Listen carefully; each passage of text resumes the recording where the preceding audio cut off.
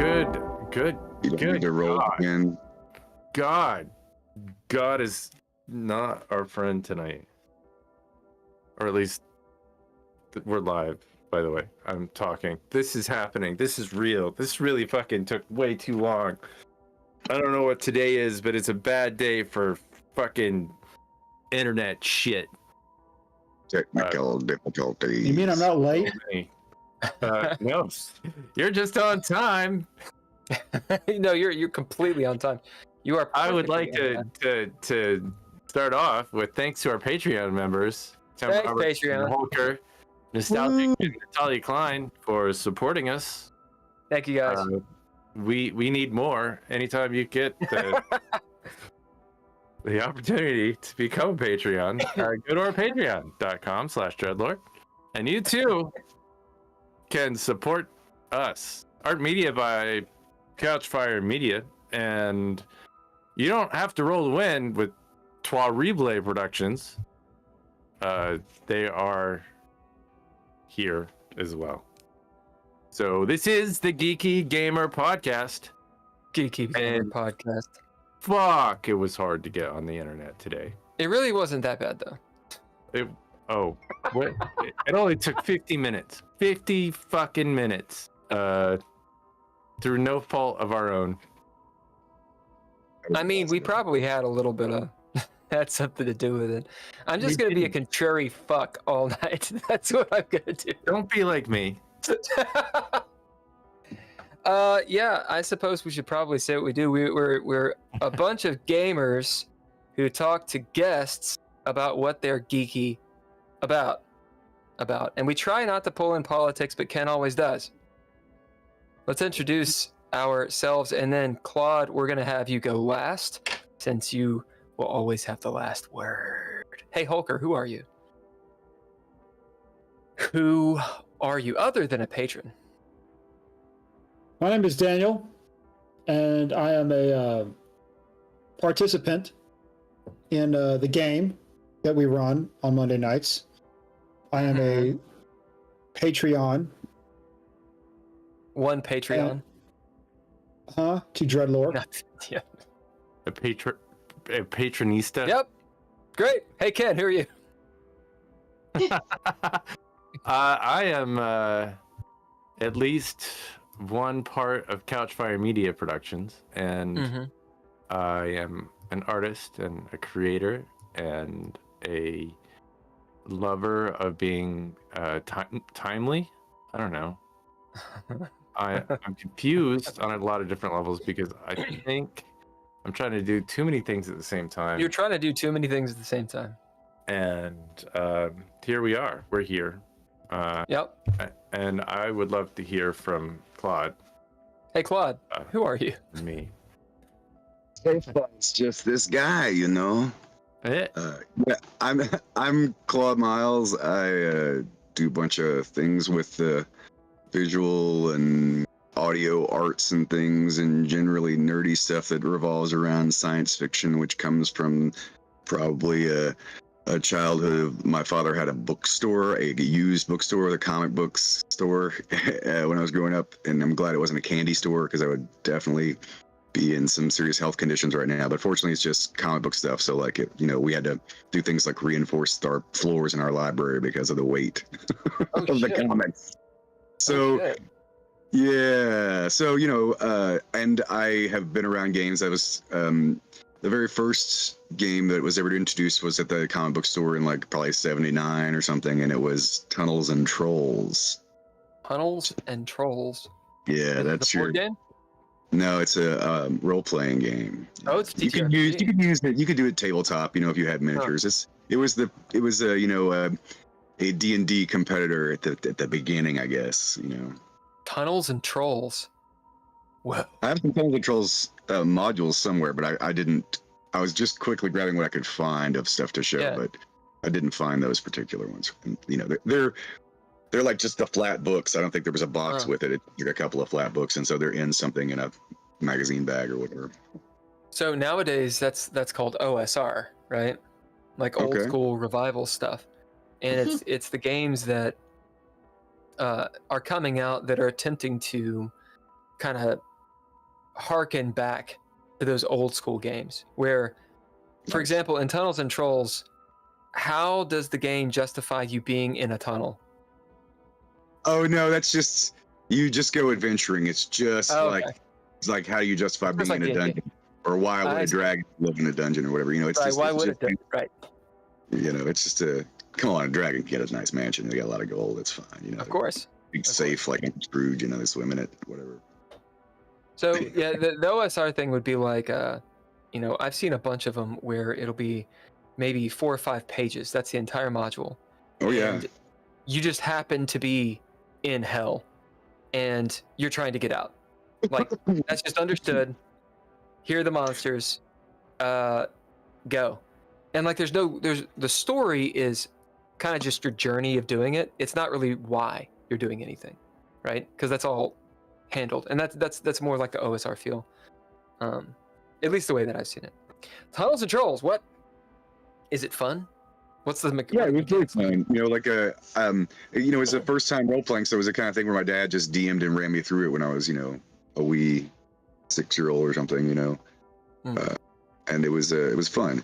You know, and it was very much when I later played D&D, I was like, oh, I know how this works. This is the same thing. I think it's less dice, simpler mechanics, you know. Do you know what kind of dice it was? I think it was just 6-sided. Yeah. I could be wrong. You know, some other simple games like that were the Steve Jackson stuff that we would play, which is like one of my favorites there was Toon. It's just you make a cartoon character and it's D6s. Chutzpah was one of the attributes for Toon, for your cartoon character. You gotta have chutzpah. You gotta be able to convince somebody. Tunnels and Trolls, TNT, apparently came out in 1975, and the latest edition came out in 2015. Oh, well, I did not know that. Again, the OSR was even a new term. Thank you for sharing. You have to bring me in, little kids, bring me into the future, please. That's why we do this podcast. It's so I can actually talk cool lingo about games, because I don't know anything. I know some OSR stuff. If you want to talk cyberpunk or paranoia. Yeah, dude. Yeah, that sounds like a plan. That's a good one. I think we're hitting hard with some old school. I like that. So you brought some games to share. Yeah. With you. Let's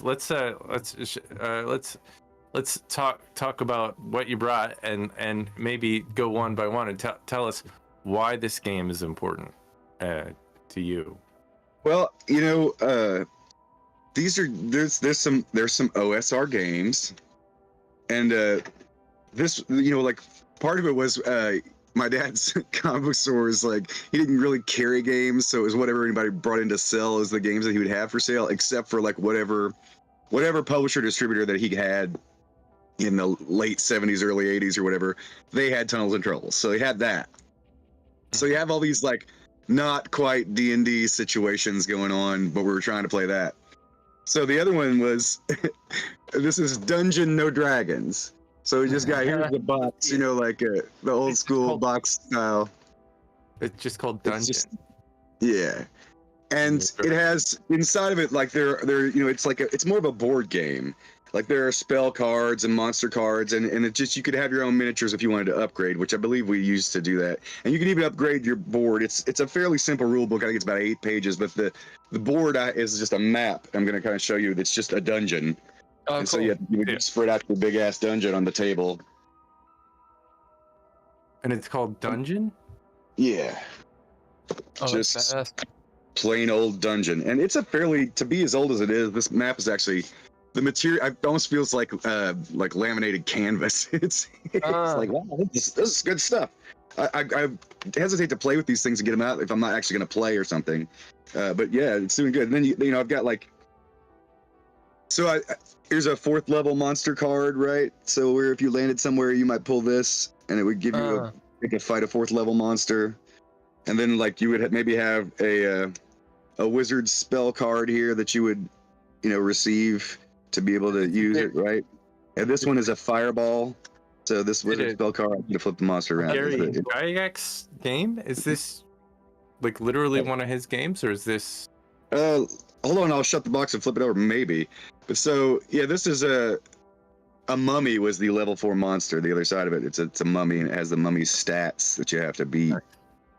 And then, of course, you know, it wouldn't be a game if you didn't have it's a prize card, the second level, and it is a sack of gold. Ooh. Oh, fuck yeah. I want a sack Win of a gold. sack of gold. And so let me see. Let's bust up the rule book here and see who is attributed. David R. Megary. David R. Megary? Yeah, and this says it's TSR 1975. Yeah. Oh, TSR. Okay, so TSR is the same guys that made Dungeons and Dragons. Yeah. So it should be, you know, I don't know if it's around or if they reprint it or what, but it was fun. You know, it's like a young adult, maybe a younger version, or even old people who don't want to learn the rules or use math or pencils. You know, like you use this. Oh, yeah. I don't want to use a pencil. Okay, well, we can play the board game version of D&D, and it's a little less of imagination, just flipping cards as opposed to a DM. It's sort of, I guess it's a DM in a box kind of game. You know, you don't even need a DM. You could just sit and play it. Set it up. It's like what 4th edition tried to do. The unnameable D&D. Yeah. Yeah, I think the last time I upgraded and we were still playing, when I was still playing, it would have been 2nd edition. They have binders for that, like the Monster Manual, just a big binder. Yeah, that's the last time. So you didn't play AD&D, Advanced Dungeons and Dragons. Yeah, I played AD&D, first AD&D, and 2nd edition AD&D. Okay, right on. AD&D is so I started with 3rd edition. Or 3.5 actually, and then we went back because one of our other guests, a guy named Jeff McNeil, he ran a 2nd ed Ravenloft game. Oh, okay. Did you ever play Ravenloft? Yeah. And it was just brutal. Like a paladin with you were a paladin in Ravenloft? Yes, with an Unearthed Arcana Holy Avenger. So it was a good time. Yeah, I bet. Well, we were starting at 1st level, so it wasn't a good time. We built up to it. We took a whole party that I drug around everywhere just to build up to go to Ravenlofts, and including like hunting the item in the Unearthed Arcana that I wanted. This super paladin, the best sort of paladin could have against undead, you know, Holy Avenger. Now, the DMs that I was underneath, they'd be like, "Oh yeah, you get this wild sword. It looks like a Conan sword." I'm like, "Sweet." They're like, it's a Holy Avenger. I'm like, oh, awesome. What does that do? And they're like, you're a rogue, so nothing. Like, fuck. It allows you to find a paladin to tell it to. You can take it to the nearest war church and look for their biggest, burliest knight with sacks of gold. Right. Take it to the war church. D&D had it right. What? It's definitely strange that you know, you literally cannot use weapons outside of your class at all. I feel like I don't know if that's entirely true. I know, like, if you're not, I think you can if you're so if you're a rogue, I think a lot of times you would pick one of the smaller characters, smaller races, and I don't think they could hold whatever giant weapon that you get in the game. I think a rogue can use it, just not very well. So it depends on the version, because certain versions you get bonuses, you get negatives, or you know, you just can't or whatever. Because there's like 5.5, 6 versions of D&D right now. I think back in the 2nd edition when they started putting out the little leather-bound looking gold-lettered books that were like all these classes or whatever. Oh yeah. At that point, I think you could assign like, I want my rogue to be able to handle a broadsword. You know, you could assign like specialty characteristics as a secondary trait, like split class or whatever. That's a Gestalt character. Yeah, it got really expensive to buy all those little floppy books that were like 25 a piece or whatever. Oh yeah, dude. So I made a game called Dreadlore, hence the name of the channel. And one of the ideas for the core book was to not do that. But after we put out the core book, we were like, oh, we get why they do that. Why they split up. You know, the D&D core book is really 3 books. right? Like you could do monster manual, your players, and your D&G. Yeah. And if you put them all together, you kind of have the game. Apparently, I was reading on this Tunnels and Trolls. Apparently, the guy, Ken St. Andre, made it, quote, because I just wanted something I could play with my friends at a reasonable price with reasonable equipment. And he said the actual rules of D&D were too complicated and confusing. Which, That's some shade to say like a reasonable price with some reasonable equipment. He's throwing some shade on dice dealers and printers everywhere. It is, man, because you get this money-making thing, and it's like, fuck. Like, just give me a good game. It's also a good nod to, what is it? That thing you like to, easy rules, simple rules, rules light. Rules light. Fuck rules light. Well, rules light, then you just play dungeon. You just drop the dragons, and here's TSR's very own rules light version. You can play it right here. Right, it's made a long time ago. Dungeon, I mean, yeah. I just want to play Dragon today. It's 49 years old. It's been around. Yeah, that thing is a collectible, I would imagine, at this point. So what else do you have in the goodie bag? All right, so this next one, I just was always fascinated because of the board, but it's another box like that, like a bookshelf box game, and it's TSR by golly, but this has got to be a small print. It has to be, because I've never seen it anywhere else. And again, this came straight from my father's comic book store or whatever. As a gift for me. So it's the Awful Green Things from Outer Space. And I have never seen that before. Okay. And then here's the back, right? And so it's a slide out situation, right? Because, and I'm gonna slide it out. I can show you the box underneath, and here it has the sort of a little background story of what's going on in the game or the ship or the race, right? On the outside of the box. Because the part that I unwrapped, it has a Velcro, and then this is the ship. Oh, that's cool as shit. So it is laminate. It is a laminate box. That is awesome. So the box itself is the board? Yes, this unsnapped around, like here's my cardboard book, the opening normal box, right? And it was all wrapped up in this thing here, like with the little. When was that made? I'm not seeing a date on the immediate outside of it. Let's get into the box and see. Let's look at the box. Let's get into the 1979 is what the Wikipedia article I pulled up. It says 1980 TSR games here with the little wizard. I'm also in the shot here. There he is. The little wizard there. Oh, that's cool. The 1968 film, The Green Slime. Really? I did not know that. See, now I got to go find that movie. That sounds just trash enough for me to like it. It sounds exactly what you are about and we'll be talking about movies here in a little while, but we're gonna take the board games for the moment. I'm gonna write that down. The Green Slime, yeah. Yeah, The Green Slime. What year was it? It looks like it's got those eye beasts. I think we all expected to see one of those eye beasts. And I know it's not called an eye beast, but whatever, those little eye beast. You talking about a beholder?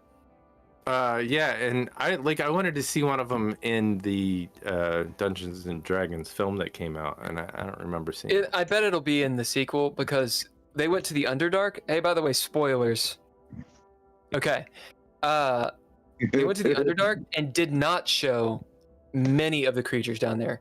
And I think they did that so that in the second one, they can actually go into the Underdark and deal with like the Lich Queen and all that shit. Are they really doing a second one? Is that?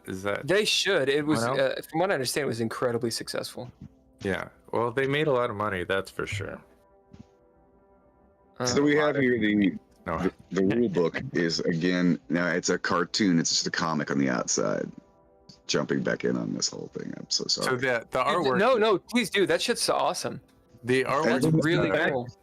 I believe the rules are all just on the back here, but it also has the badge for the ship. If you wanted to, print or cut out your own little badge for the. So this is that called Zenutar? Znutar, Znutar. Znutar. So old school revival, old school Renaissance, OSR. I'm reading a little bit on it.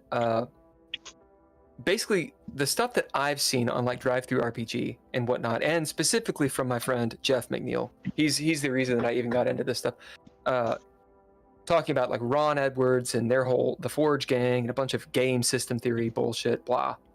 A lot of those games, it mimics that, like that really cool, like you open it up and you see the entire dungeon, and then it gives you like scant rules, and then you just kind of go, and it's fantastic stuff.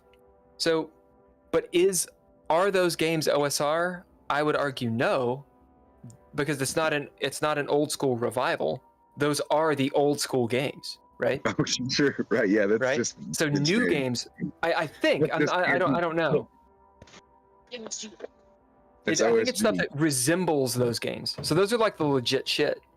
Okay, yeah, that's real stuff. they're OG. I don't know if that would Yeah, be right. the OS. OS. Real OS. And what little I know is in the 70s, I think it wasn't until the 90s that they really started to like produce shit. So like that stuff has got to be real deal. Well, if you're watching at home and you got some shiny Benjamin Franklins that you want to turn into some kind of currency and make a deal, then get a hold of me. Let's make. A deal. No, I mean, how do they? No get a hold? childhood memory is too expensive to buy. I promise you. I couldn't tell you how much it costs. I mean, I'm not an expert at that stuff. You know what you shouldn't do? Don't sell your I'm fucking gonna magic put cards. these in- Yeah, don't sell your fucking magic cards. That's a real thing. Actually, yeah, you should tap that Black Lotus to destroy target mortgage. That's what you should do. I think you should rip it up into 1,000 pieces and then throw it over maybe. See how that works. My favorite magic card or fake magic card is the damned cat. It knocks everything off the table, destroys that's everything. good. Just play it before you lose.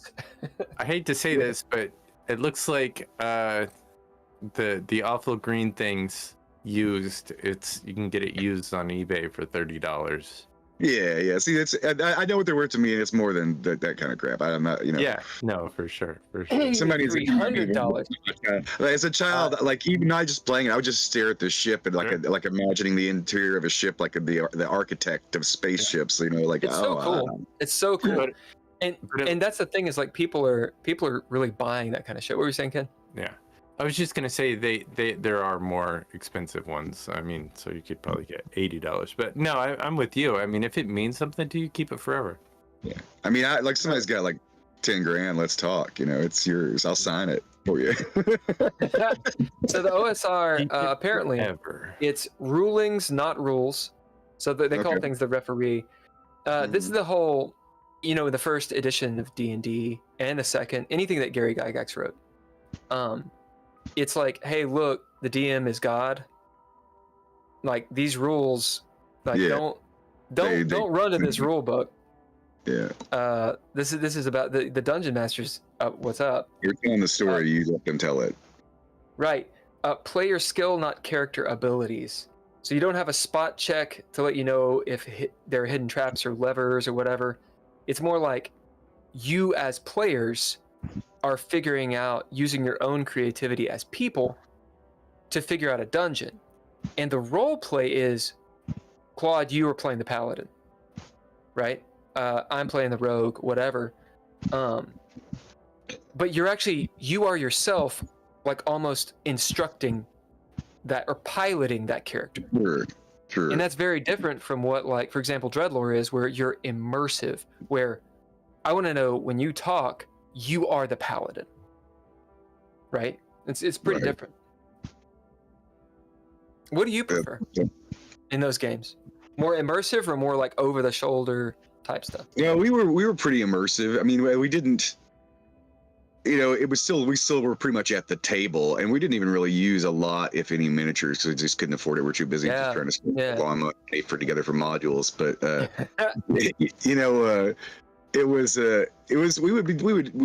I would like credit some of my early expression of like the form of acting that I liked would be us doing that. So yeah, I mean, I would we'd all sit around in character all the time. That's it was understood. And rather than do we wouldn't say I make a dice roll and check for traps. Like it'd be like I creep into the room carefully, looking around the edges of the door sill and judging the light, letting my eyes adjust. You know, we were very specific. We're almost all like we're so much in character. We were actually narrating our thoughts aloud. You know, that's that's cool. What's in the character's mind, you know. That's cool. It's like a movie. It's like a story. Whereas a lot of games today, it's I don't know.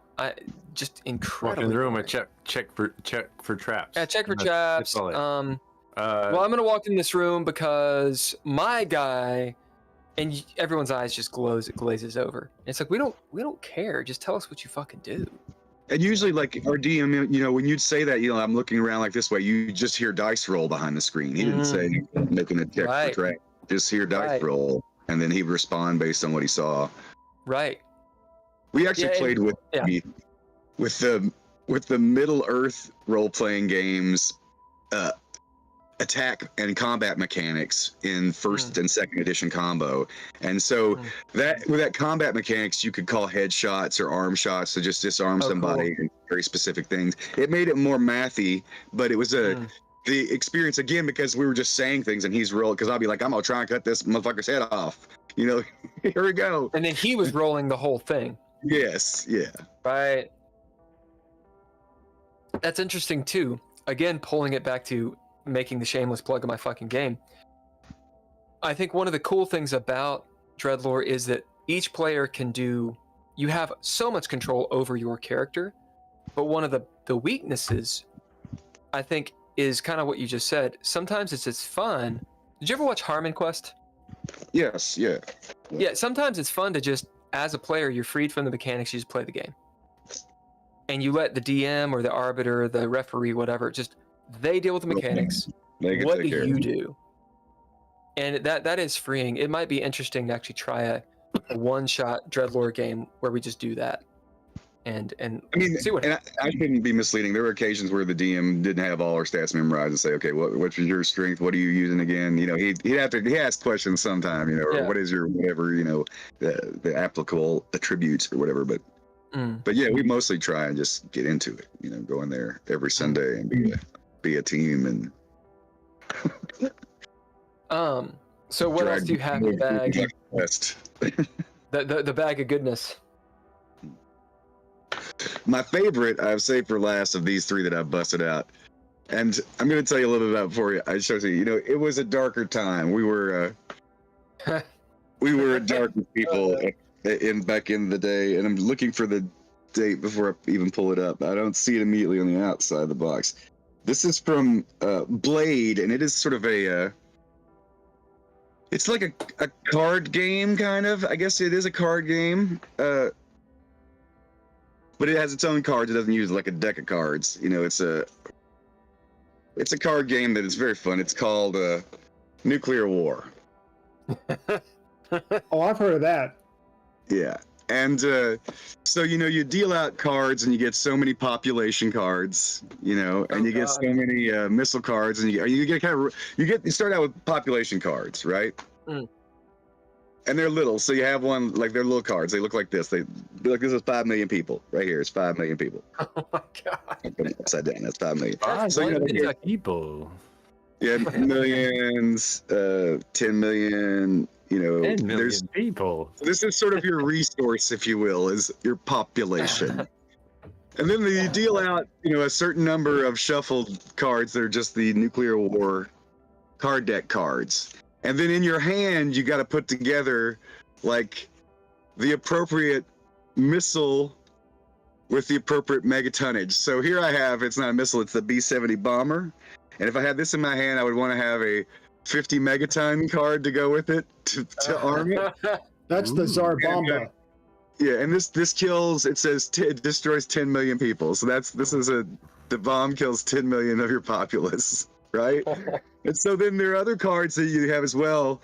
Like, so for smaller missiles that you get started, you have like, and there's the anti-missile card. So if you have one of those, it's handy in your deck. You can stop them, nice. Right? You definitely want that. But then like here's an Atlas warhead. It can carry up to 20 megatons. You know, fancy. And then another great thing about it is you can also, this is ridiculous. There are propaganda cards. This is just they also deal in it's propaganda, and this one is the 10 million enemy denounce their form of government for yours, and so their population affects to you. We need a couple of those. So the goal is absolute nuclear annihilation, of course, and the rules all come with dice and a spinning board here. You got like and it's always terribly prone to being tampered with by the way you want to spin it, because it's just a piece of cardboard with a spinner on it, right? Like it is like you twist your way into nuclear war. Right. Wow. So you roll dice to see what happens based on this nuclear war chart, where you play the cards and you don't just automatically get what the cards say. So like let's say I played the B70 with the 50 megatons. Well, I rolled two 6-sided dice, although it has rules where you could use two 10-sided if you prefer. And so I got a 4, which means that bomb shelters save 2 million people. Ooh. And that's the I just am now realizing that is the alternative to use instead of the spinner is dice. Use the spinner, 10-sided or 6-sided dice. I have played this game like for 50 years or something, or well, I guess it's been around for 50 years. Let's call it 40 years since I've had this game, and I didn't realize you could play it with dice until I'm this day old. I just wanted the spinner. I scraped the spinner and ignored the text. So. Well, the 70s, they that I think it was all on our minds. They had Day After Tomorrow. They had all that fun stuff happening. Well, I mean, the threat of mutually assured destruction has kind of put it all to the background.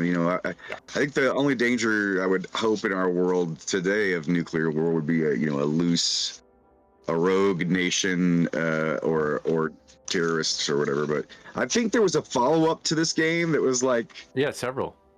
You guys you looked it up already. We got this. I'm trying to find a year. I'm working my way down. There was nuclear escalation 1980. Nuclear escalation. Yeah.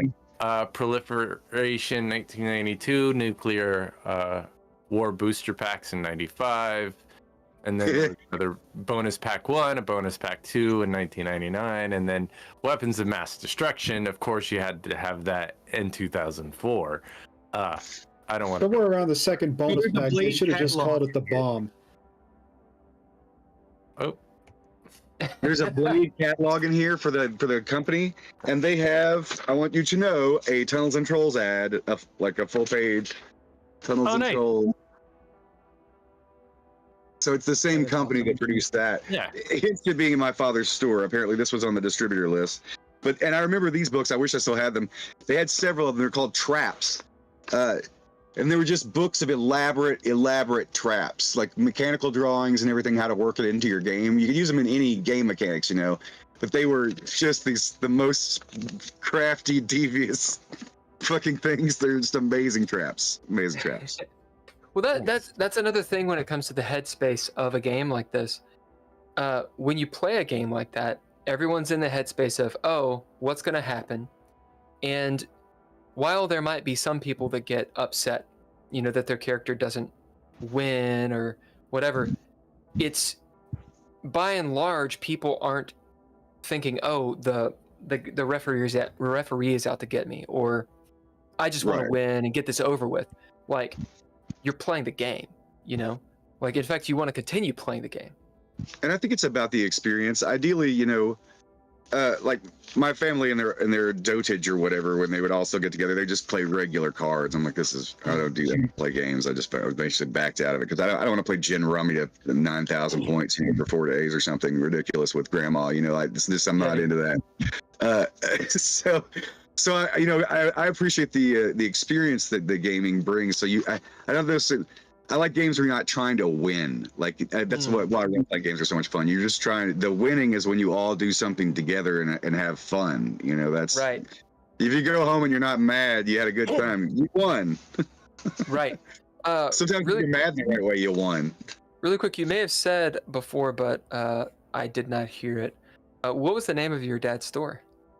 It was called Books and Buttons. It was in the Bowling Green Mall. Which is now like a subsidiary of Western. They've subsumed the Bowling Green Mall and made it like part of their Smaller mall. extended campus or whatever. Is the mall still there?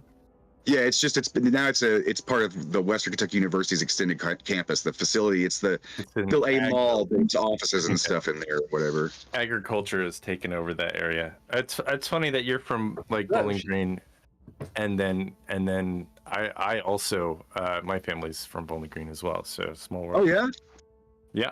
Yeah. My grandfather actually. This is my moment where I get to brag about my grandfather, but he made Bowling Green, the city, wet. He was in alcohol sales, and so it's because of him that. Oh, hail King's grandfather! Thank you, sir. He had that liquor store with the cool sign on the bypass. That was one of his. Yeah, I think he had 5 stores at one point in time. He did well. Do you remember what it was called? It was the liquor store. Yeah, was it Travelstead or Vet City? No, it was Big Al's Liquor. And it was the one. There was one on the bypass in Fairview. That with the sign, the neon sign, like you couldn't miss it. By the old Kmart, Okay. Right on, Big Al. Here, I'm making one for Big Al right now with the old. Yeah, right. Get some ancient aliens. That's a good stuff. I might have to get you to do one of those ancient aliens for maybe. Oh, hold on, I have one. Second, I've got one for you. Pull the magic cork out. Oh, nice. This one's not quite as clever for that, but yeah, it's Evil Williams. Oh yeah, there you go. That's good. That wins. That's winning the day. Good job, third. I hit it better, but it's really dusty. Yeah, that's fantastic. I've done a couple of labels for bourbon myself. This is Vader's Mark. Oh, that's wonderful. That is really wonderful. Hey, what's up? Soupy Jones is on the chat. Nice. She says, "Cheers, GGP." Oh, I was wondering if anybody would join the chat today. I mean, we started late. Late AF. Late. Yeah, AF. boy. Yeah. My the YouTube is time delayed, so I have a giant screen to my left that I'm on, but right now I'm missing it, and now I'm back with Vader's Mark. Yeah. It's a good 10-20 seconds, I think, behind. Yeah. It is a long delay.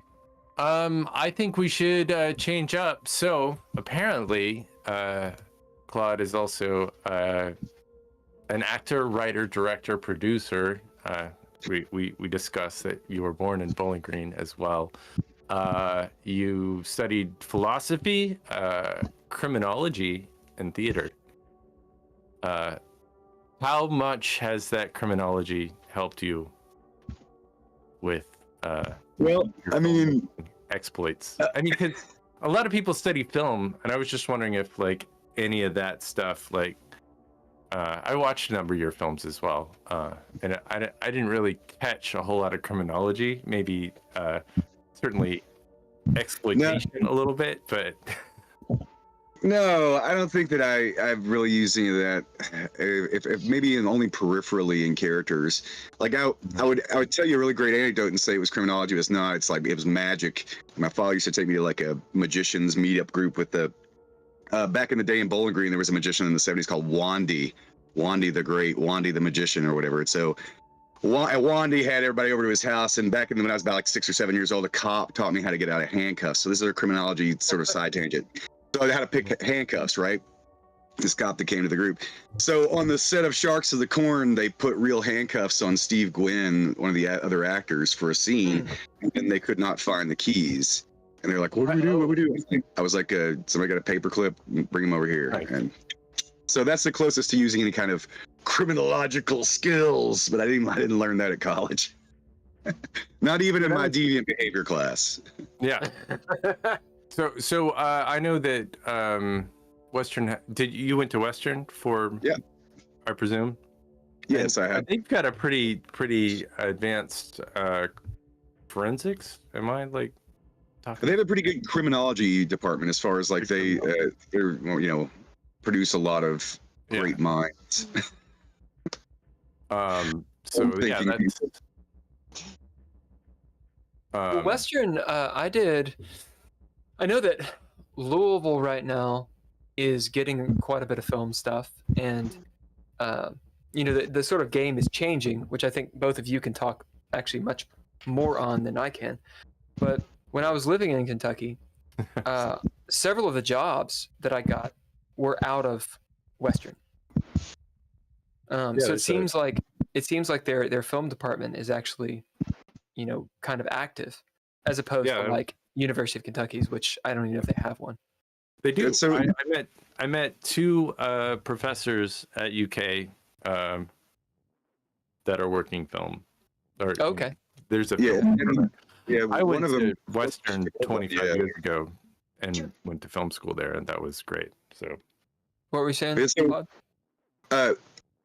When in 2009 I started Kentucky's first Screen Actors Guild New Media signatory company, because the New Media Union rules for SAG-AFTRA, which was just SAG then, were pretty lenient. It was a new thing, and they hadn't figured out what to do with new media. And I saw this as an opportunity to go ahead and produce it at a higher level of content just by virtue of using union rules and doing all the stuff. So when I did that, I partnered with my alma mater, with Western, with their theater department that I had, spent a lot of time in. I didn't actually end up with a theater minor as my stagecraft teacher, but we won't go into that. But anyway, I call it an emphasis in theater. I took a lot and did a lot of theater stuff and video things. But so we took the most talented seniors from their acting for the camera class each year, which was basically a senior level theater class, like a 300 or 400 or whatever. And they would audition for Catnippery for my production. And then we would put them into, like, I have a show, The Mysteries of Science, I had sent Ken links to. Well, I think one of those episodes, the one about plants, or maybe it's food or cooking. I think there's one that uses three. Regeneration, gasoline. No, I think it's cooking. It's food. Yeah, it's cooking because it's food. It's a food thing.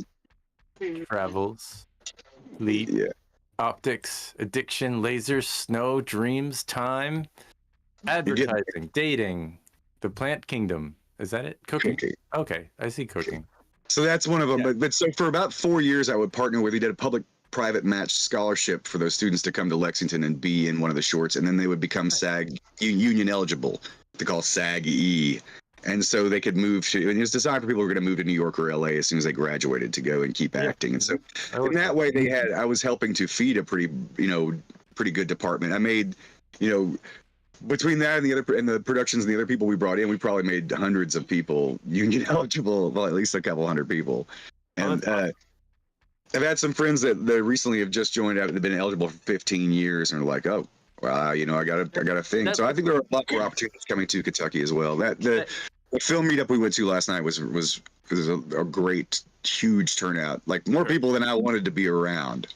So did you film this on Western's campus? It looked like some of the stuff from Western's campus. No, it's all. No, it was from. Yeah, all the Mysteries of Science is here at my house. Mostly it's green screen. The lab, if it's on the green screen, in the background there's like a lab background. There's always that. And sometimes I'm the scientist running back and forth in the background, running my hands through the hair, and it just repeats. It's a background that we just loop. I see that. It's like a Documentary Now-esque, but raunchier. I watched one on sex that I thought was really good. Where they had the science of sex, and there was some really funny. I think it's one of these. Dating is the sex one. Yeah, dating. That background of the lab is actually shot at UK in one of their labs. One of my friends works there, and I went in, was like, "Hey, can I just shoot the background real quick and run through it back and forth?" So what did you shoot it with? Is it looks depending on which one, like some of them are on some of them are on a DSLR, like the Old Man Bill's Space Rock episode 1 is like a DSLR that was available, and that's actually shot in LA. And then I think cooking is on a Panasonic HVX 200. Yeah, I mean, I'm a big proponent of, and I can tell by watching some of your films, you shoot with it's not about the camera really. It's about what you put in front of the camera and Sure. direct them, and it's the story. Definitely, there's a lot of trauma vibe in there. Sure. Yeah. I mean, for me, I make what I can afford to make. Okay. Like, in fact, it killed me the other day. We just last year I did a film called None Dead, and I used the Panasonic HVX, and so it's a compilation movie that Donald Farmer put out, and I have one short that fits in at the very end of the Blu-ray that was released. It's at Walmart.com. None Dead. All right, so and you have to wait through like 5 sets of credits before you get to my short. But that's pretty much the last thing I shot on the Panasonic. Maybe a music video or something. I mean, I thought None Dead was a sexy piece. It reminded me a little bit of Desperate Living or Living Desperately by John Waters. Yeah, that's high compliments is the Waters. Yeah. So then the Alien Exorcist, when we get to shoot it, I was like, one of my friends had been shooting with some. I won't mention what it is yet. It's a particular piece of gear, and he had showed it to me. And I was like, "Are you fucking kidding me? That looks that fucking good. God damn it." I was like, so yeah, it's an iPhone like that for Alien Exorcist.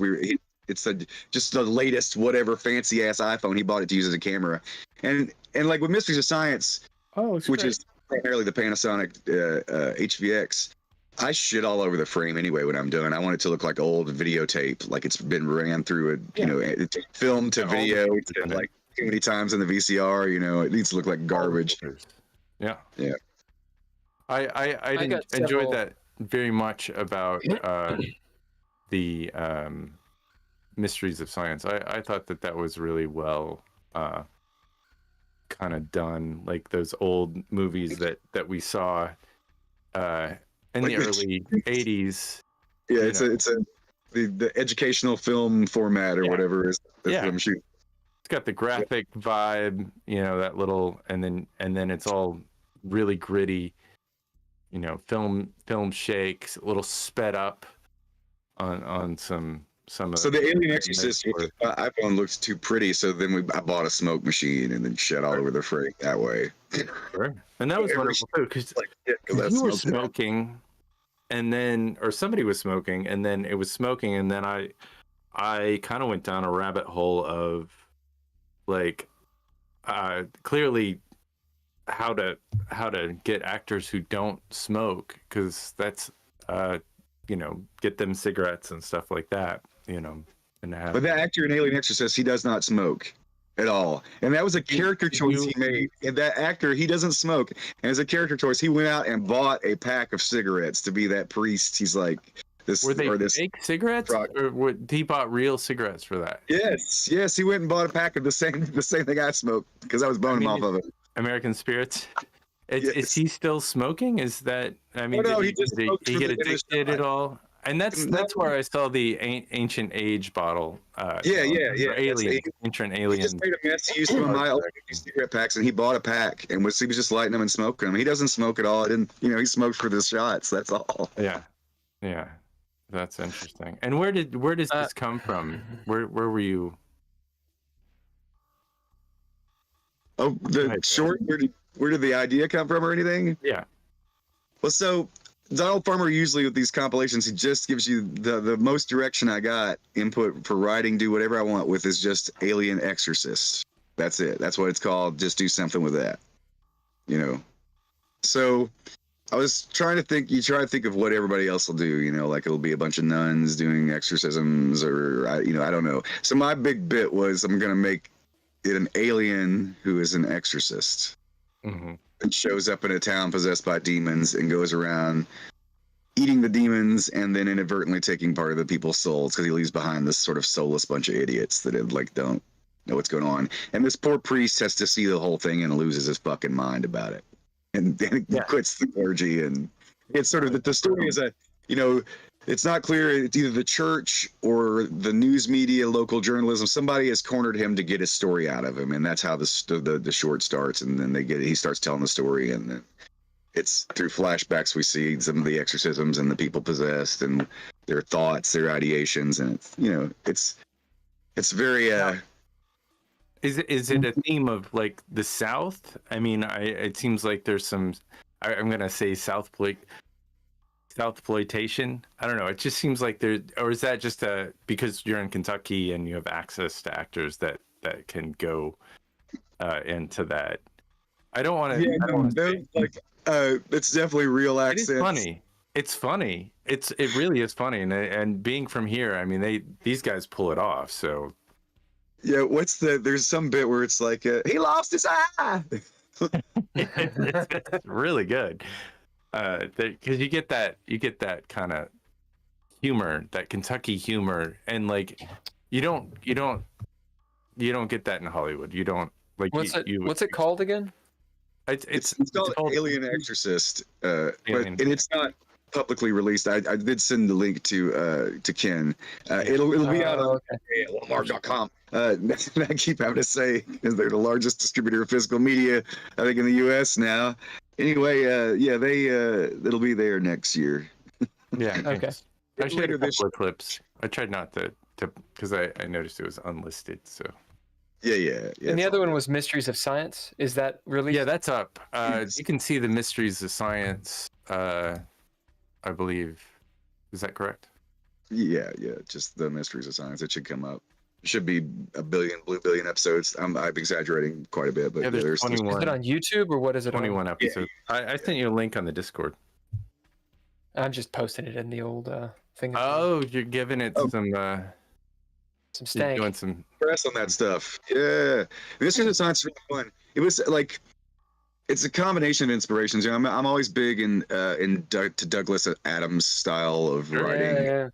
That's my go-tos. Like I think that's absolutely the best you can get is Douglas Adams.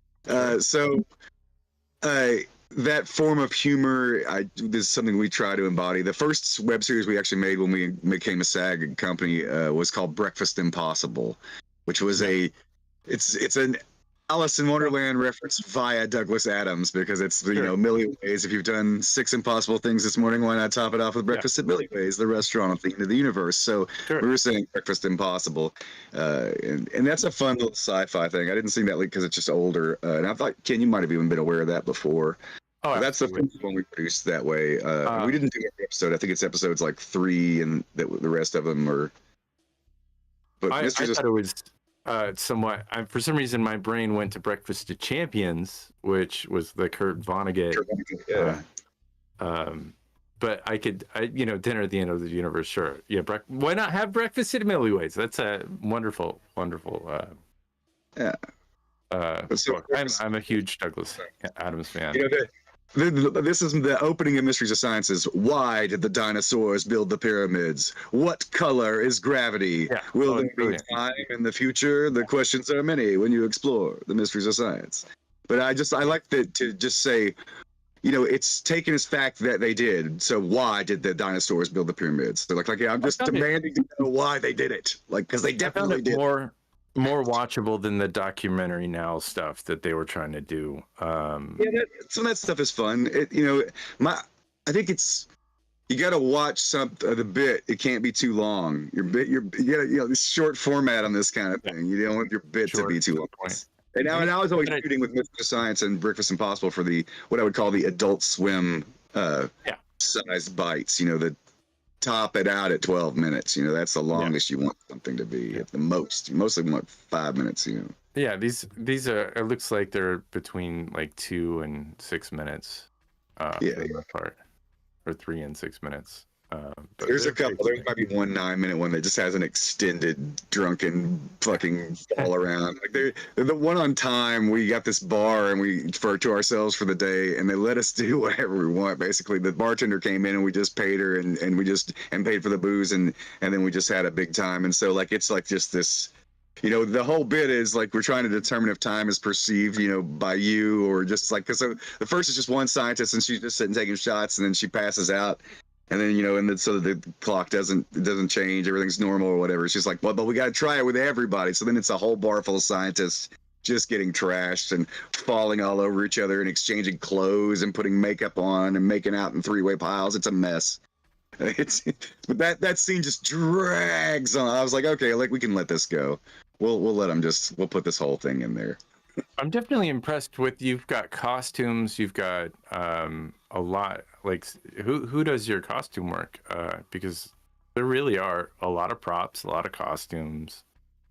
Well, you just live long enough and you hoard things, I guess, is part of it. Like I'm here in my studio now. I'm gonna see if you can just pan to my left.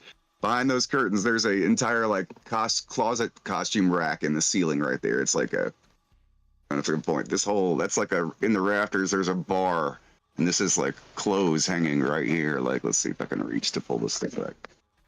Like, there's a whole, like that's a giant costume closet there. Nice. Just in the studio. But for Mysteries of Science, it's primarily lab coats. Yeah.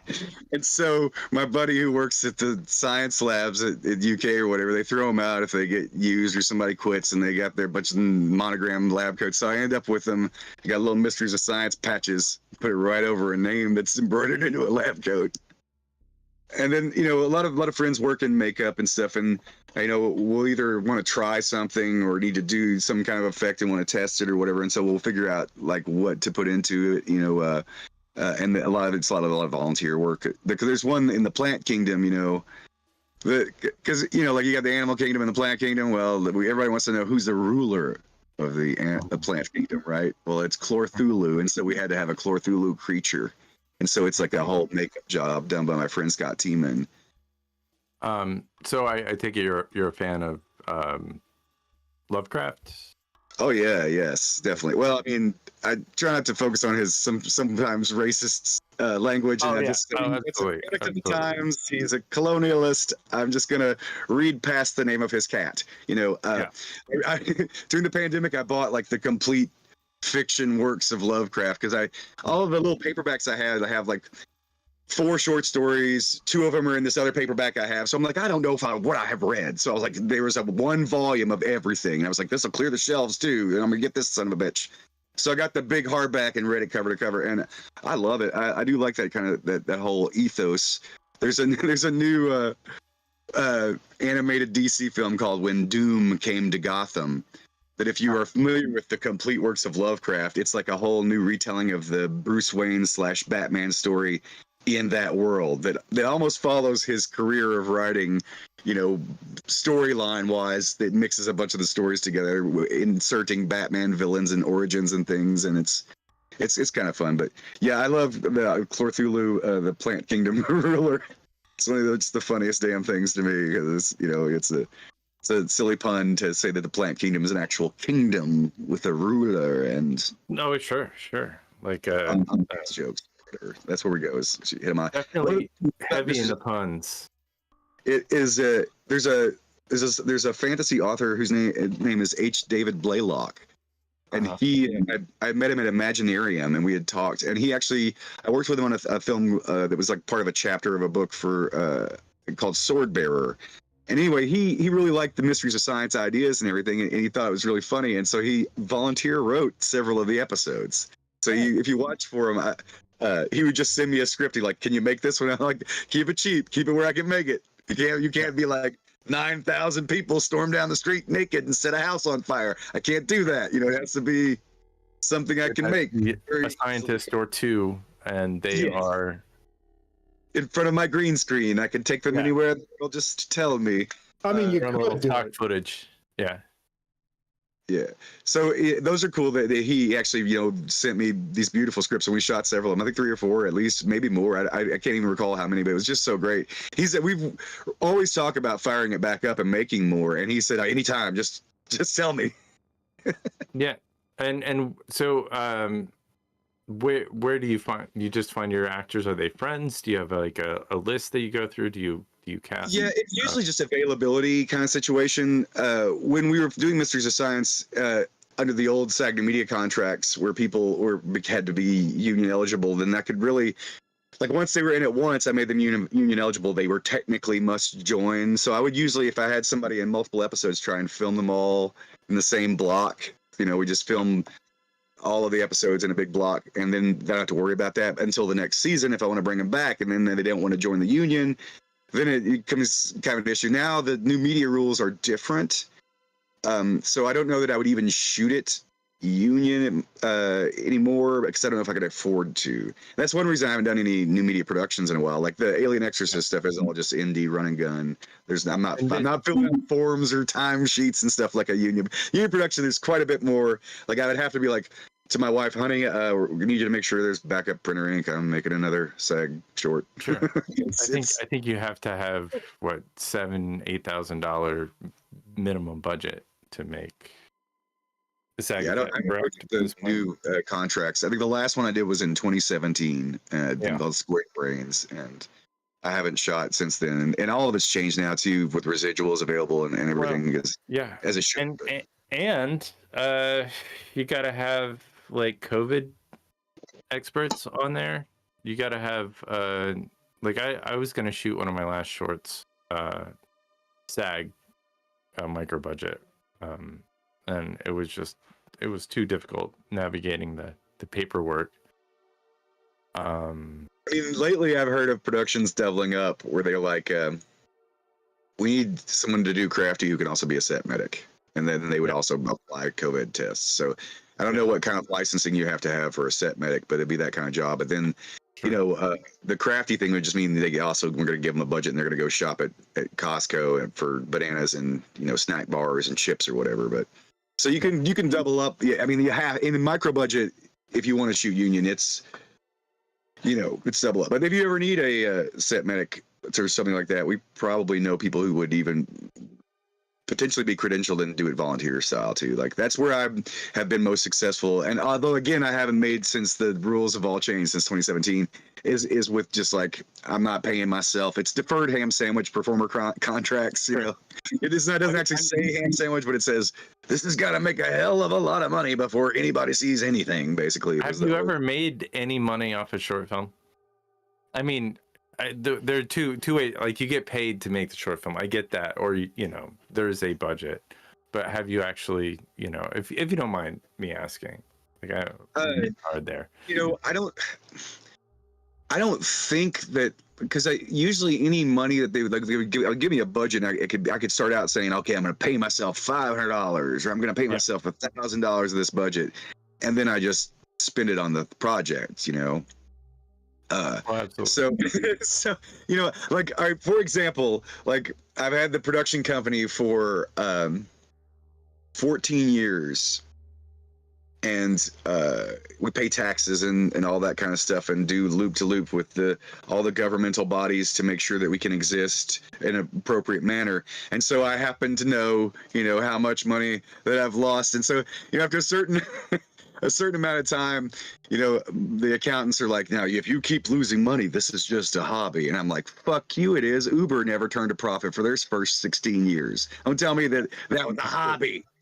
So anyway, this year, or 2023, was the first time in the 14 year or 13 years, however long it is from 2009 to 2023, was the first time that it's music, it's video, it's all the whole business is the first time that it ever turned a profit, like above what I spent ever. Yay! Look at that, fireworks. Yes, and it was about $50. A game up about, about $50. Oh my goodness.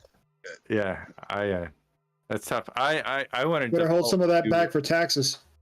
I want to default to Bill for some questions. I know he's got an audition here in a minute. Oh yeah, well, we don't want to keep you for sure. You get them jobs. Yeah, you better get jobs. Yeah. Yeah. So how do you start a project? Well, in the instance of like Nundead and Alien Exorcist, it was prompted from the outside. Donald Farmer would announce, "Say, I'm looking for directors to make shorts for my new thing. Contact me."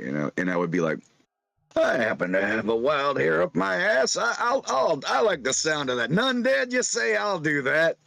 But then sometimes it's just ridiculous things like a prop or something will turn up, or somebody will be like, "Hey, I thought you might like these flak jackets or whatever for your costume closet."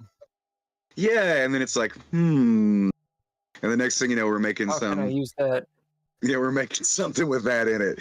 At one point, I don't know if you remember the Fisher Price toys, the little people.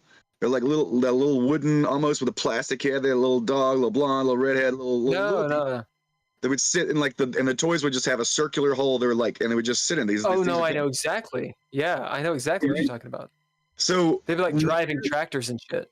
Yeah. So my parents moved to a farm, in the early 2000s. They moved away from the house I grew up with. And so in the attic, I had all these old ass toys, right? And I had kind of built up my toys as a child because my parents would yard sale. So I would get 10 cents. I'd buy like a box of those things, right? So I get all these filthy old toys, and there's a shit ton of these little people toys. So I start cleaning them and wash them all off and get them all cleaned up and then sort them. It's like I have a bag full of bulldogs, a bag full of blondes, a bag full of redheads. They look like drugs at this point. And so I'm like, okay, that's it. So I did this time travel short. It's called Temporarily Yours. It's on YouTube. And basically, they're drugs that take you back in time into your own body. Back in time. Or forward, depending on what you take, right? And so, the story of the plot is a girl goes to the drug dealer and tries it out. It takes her they're like, here, try this. It'll take you, 8 hours, and but you're just gonna be asleep. And so it shows her, and she wakes up, and she's like, and then some of them back. But then the whole bit is she takes one that takes her 5 days from now when she takes it to Halloween. And so then we filmed it at Halloween. But that whole thing was spun out of these little bags of toys. I'm like, what the hell do I do with all this shit? I'm like, before I get rid of it, I guess I'm going to make a short film because it looks like drugs. No, I dig that. I dig that idea. So we made a time travel drug. It comes out, my other big, novelist that I love is Philip K. Dick, the science fiction. Yeah. But the book will now wait for last year.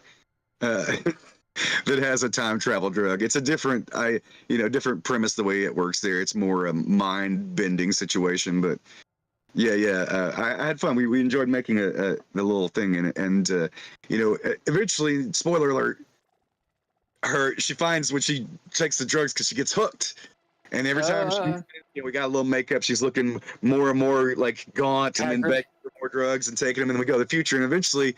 Her other self has left a note for her, so she reads this other note. It's like, don't do this anymore, and she's like, and ends up doing it one more time. And so then we did this effect shot where we have her strangling herself, meeting and strangling herself. Shit! Yeah. Oh shit! Yeah. Spoilers. So someone has just messaged me, a board gamer. Yeah. Hey, that's right. I wonder if it's obvious it's a joke. Hopefully. So just because all my stuff's so old, man. I've been playing it for 40 years. I'm bored with it. I'm just kidding. I'm not bored with nuclear war.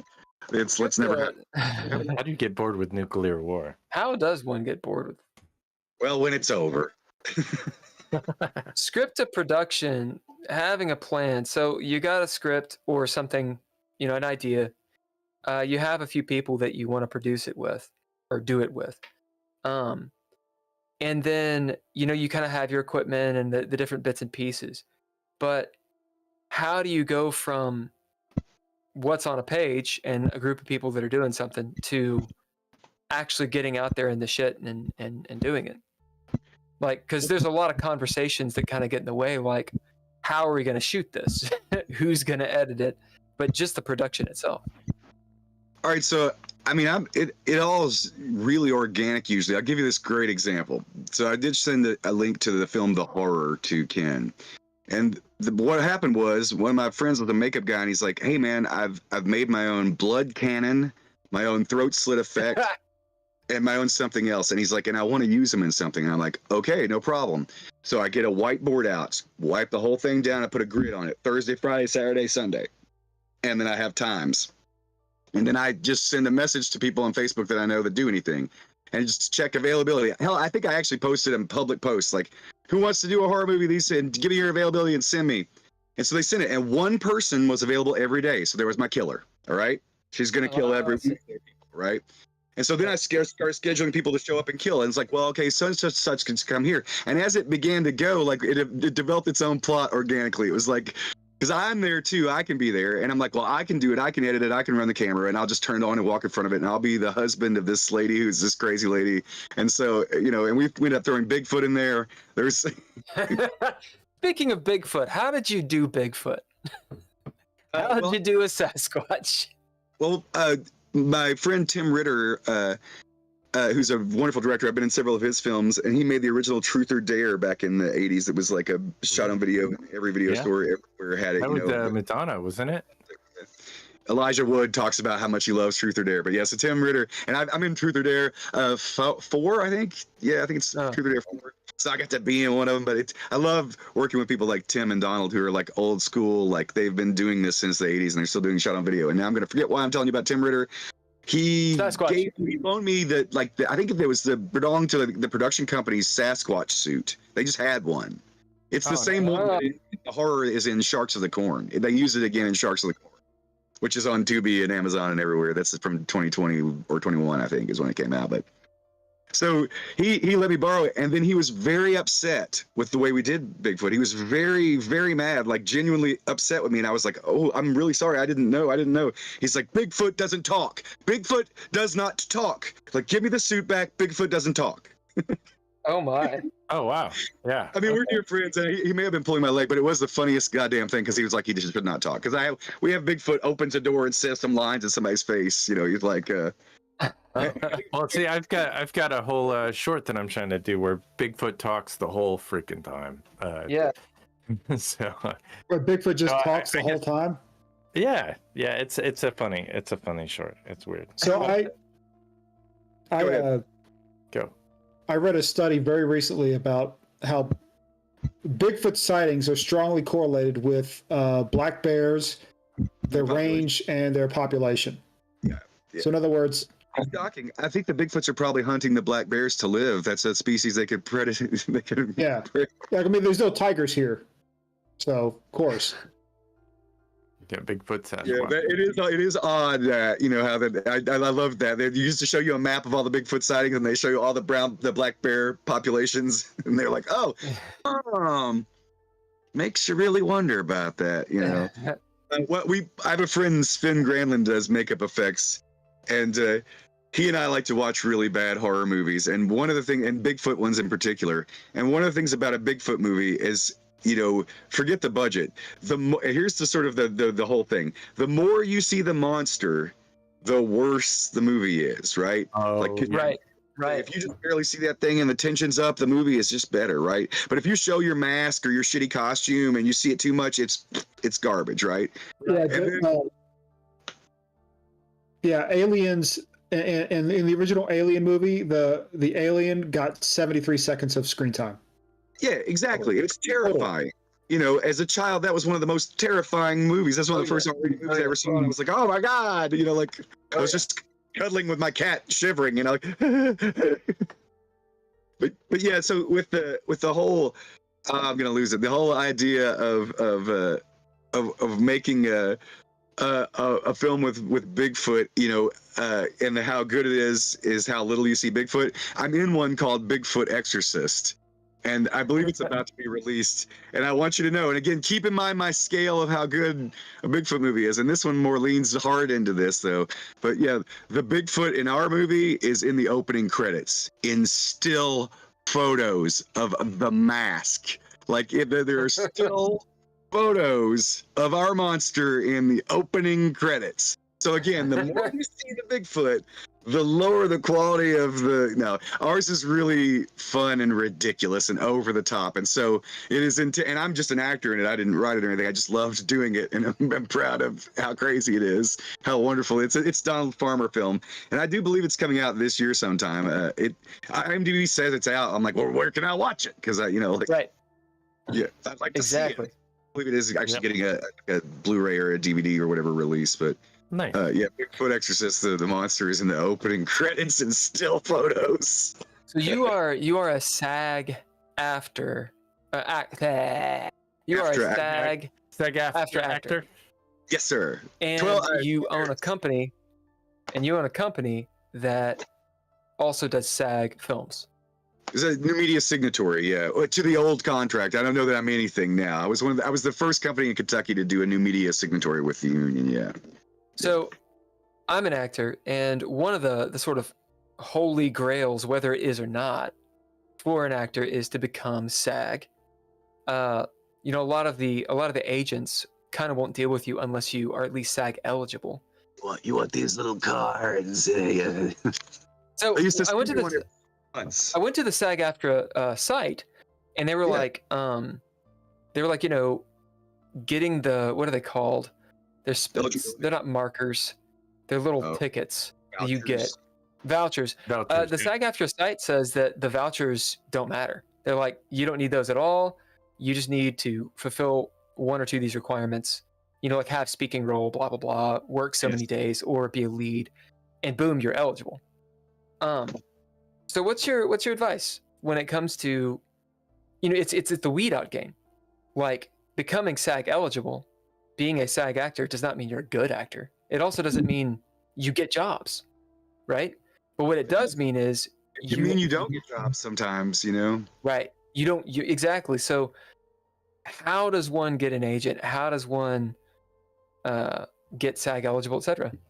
Well, with the new media rules, the way they were from 2009 to 17 or so, and they modified them in the middle, but I was still able to navigate them then. At that point, you write a production and then you hire at least one SAG-AFTRA actor who's already there, and then you Taft-Hartley yourself or anyone else that is going to speak. You give yourself a speaking role or speaking roles, and then you Taft-Hartley yourself and you mail the stuff in, and then you're SAG eligible. What is That's Taft-Hartley? What we did for students is we brought them and we would file Taft-Hartley paperwork on them. What is Taft-Hartley paperwork? That's what they're going to file on set if you have a speaking role. It's it comes from the Taft-Hartley Act, which was like a union fairness law. You have to get into history. You give it on the old Wikipedia. I won't play to death, but it's just called a Taft-Hartley report. You have to file a Taft-Hartley report, and it's like it goes with your performer contract for the speaking role you have, which you'll also attach a headshot to, and you file that stuff with SAG. Actually, the production will do it for you.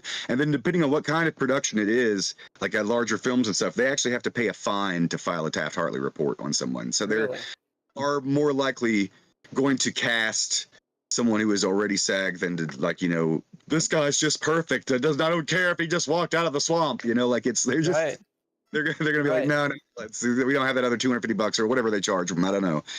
So it's more difficult now. The thing I encourage people to just go make something, and then it backfired on me too, because then I couldn't do a lot of indie work, and so I just had to make a bunch of SAG productions so I could be in them. Right. Because you don't want to sit idle. No matter whatever your tool is, whether you're a carpenter or an actor, you want to use it all the time. As much as you can. Right. But you still got to pay a fee every year to keep it going. Yes. So like if you're an active, it costs about, and it's also there. It's regionally priced. So if you join in Kentucky, the union for Kentucky, my local is actually Nashville, because the union Kentucky engulfs Kentucky and Tennessee is my local, is all one thing, and the only office is in Nashville. And there's not actually anywhere in the state of Kentucky, there's not actually a union franchised agency for you to even join. Right to work. It still represents you, but they aren't union franchised. A union franchise agency has to be within 100 miles of a local. So they would have to be in Bowling Green, or maybe even where. I don't know if Owensboro is too far away from Nashville, but it has to be within 100 miles of Nashville. So I was represented with to answer the rest of your question here, as far as like how do you get an agent or whatever. Then once I was union and had been doing a little bit of work on my own, I went to Heyman Talent and just headshots and started smooth talking them and telling them what I was doing and about my company and my partnership with Western, and that I was union and blah blah blah. And I just got off this film, and I think at the time my head was shaved. I just worked the movie Olympus Has Fallen, and I walked in and did all my business, and they put me on their roster. The work I got from them primarily though was like union background in big commercials, like right. I did McDonald's, did a bunch of different things that were all regional stuff. Like the Papa John's was a UK and U of L themed thing, so it was very regional. So it didn't pay very in residuals or anything like that. And then the McDonald's one was in like whatever the Buckeyes stadium is, in like whatever college's Buckeyes in Ohio, it was there, and it was like a McDonald's commercial for that particular market. And then through the pandemic, I have not. I didn't think I was keeping up with headshots, short hair, and everything. And then through the pandemic, I got like long hair again. Something happened. You couldn't get your hair cut because you're 6 feet away, whatever. So I like long hair. So my headshots have kind of looked the same for the last 3 years, and my agency didn't particularly think that was progress. And so they sent me a Dear John letter, I don't know, about a month ago. Email like saying, "Hey, you're inactive too much for our roster." And I kind of sent them back a really a polite but snarky information letter where I said, "I think that you should think about that." And I was like, "Here are the things that I offer to you, and here's what I've been doing, and here's what I have coming up." And I was actually going to ask how much of a cut you get on this. And I was like, "So, I would like for you to carve out," and this is how the audacity I have, the sheer audacity I have. I was like, "I would like for you to carve out a special role at your agency for someone who is offer only. And then you don't bother me for auditions and things, but when I can help you and you can help me, you're my agent." So I laid this out to him, and I was like, "And if that's not cool, I understand. I'm a 50-year-old actor, writer, singer, songwriter, musician, crazy guy. I don't actually give a shit about this. Like I have a house and cats and a wife, and I'm really kind of happy. I just like to make art. This is one of the ways that I do that. And like, it would help if you want to do it, but if you don't, I'm cool. I really appreciate your time, and I'm good, guys. really appreciate everything that you do for everybody else every day, and I'll see you." And so they didn't respond. So I'm a free man. I took them up my IMDb and then promptly booked a union gig. Which is, All right, guys. Yeah, I've got the Bobby B bounce squad. It's very good to meet you. I will be back in about 20 minutes. So if you guys are still going strong, I'll be back in about 20 minutes. My poor wife thought I was going to be here from 7 to 8, and it's almost 9, 10 now. You guys keep on talking a little bit, because I know Ken has a few more questions for you. Sure. I'll be back in a few minutes. Let me grab my water. We should take a break. Let's take a 10-minute break, and then we'll come, if that's okay. Yeah, sure. Let's take a 10-minute break. And maybe we'll I could do a 2-minute break, but I don't know how much longer I can stay after that. I'm pushing the limits of how long I can. No, I understand. All right. Well, I'll just ask you a couple of questions about. I did enjoy, and I presume you did the music for this. I did enjoy, of course, when somebody leaves. I kind of get thrown into a visual frenzy of things that happen, and I gotta change some stuff on the back end. But I think that I really did enjoy the shark. What was it called? It was Dr. Kitty. No, yeah, it was the Dr. Kitty and the Ford Windstar experience. It seemed like it was like, what is the? If I could find, I had notes for this and everything. It reminded me of Sharknado meets Trauma meets like it, and it's a music video, or is it a part of like a feature film? That's an actual film. That's the one I was talking about earlier. It's called Stephen Kang, Kangs, Kang's Sharks of the Corn. Yeah. And it's available on Tubi and Amazon and everywhere. But the actor that I busted out of the handcuffs, Steve Gwynn, he posted on Facebook, he had written a little acoustic guitar song about Sharks of the Corn, and then he challenged me to write a song about this movie we're in. Mm-hmm. So I wrote the one that is pictured in the video you're talking about. And then I got permission from the filmmakers to get, and Ronnie Jonah, my friend Ronnie Jonah actually edited it, to have Ronnie cut it. Like I filmed myself on green screen, so playing the different parts so that could be inserted to it, right? And then I had Ronnie, she edited the film, the entire like 2-hour movie down to 2 minutes and 12 seconds or whatever it is, you know? So, and I had to get permission from the filmmakers because I'm like, man, this is going to spoil the whole movie, right? You know, this is like it's the Cliff Notes version, the musical Cliff Notes of the entire film in 2 minutes. Oh, sure. So, but I mean, promotion is promotion. It seems like any kind of promotion, you know, is good promotion, is it not? Yeah. You don't want to give away the ending, but I was thinking, okay, I was trying to remember. It's like Children of the Corn meets Sharknado. Is my guess of kind of what happens in the. Am I way off on this?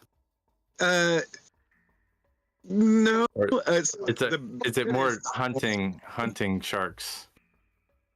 This is another Tim Ritter film. This is like the Truth or Dare guy, Tim Ritter. He made this film and he wrote it and directed it and shot a lot of it. But he and he's in this video. He pulls a shark out of his mouth because the joke is he's eating popcorn and he finds a little shark in it. And he's like, "Now they got sharks in the popcorn!" Like it's the director's little scene. But so that's in the music video where he pulls it out. But so I think the producers at SRS Cinema, I think is the distributor for that one. If I'm messing up, I'm so rad. But I think it's Ron Bonk at SRS Cinema. If I understand the story correctly, he sent Tim Ritter this meme that was just like a cornfield with like fins in it, like sharks, and he's like, "Make this movie." And then Tim, it does have some pretty. I mean, you see a lot of sharks, and you see a lot of the like in the music video you made. So I mean, it's not a less is more. It seems like the more effects they could cram in to the film, the better it was.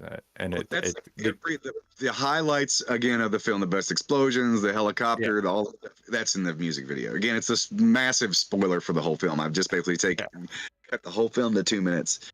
You know, just as long as you don't care what's going on, there it is in 2 minutes. But yeah. I mean but it's high camp level. It's high concept.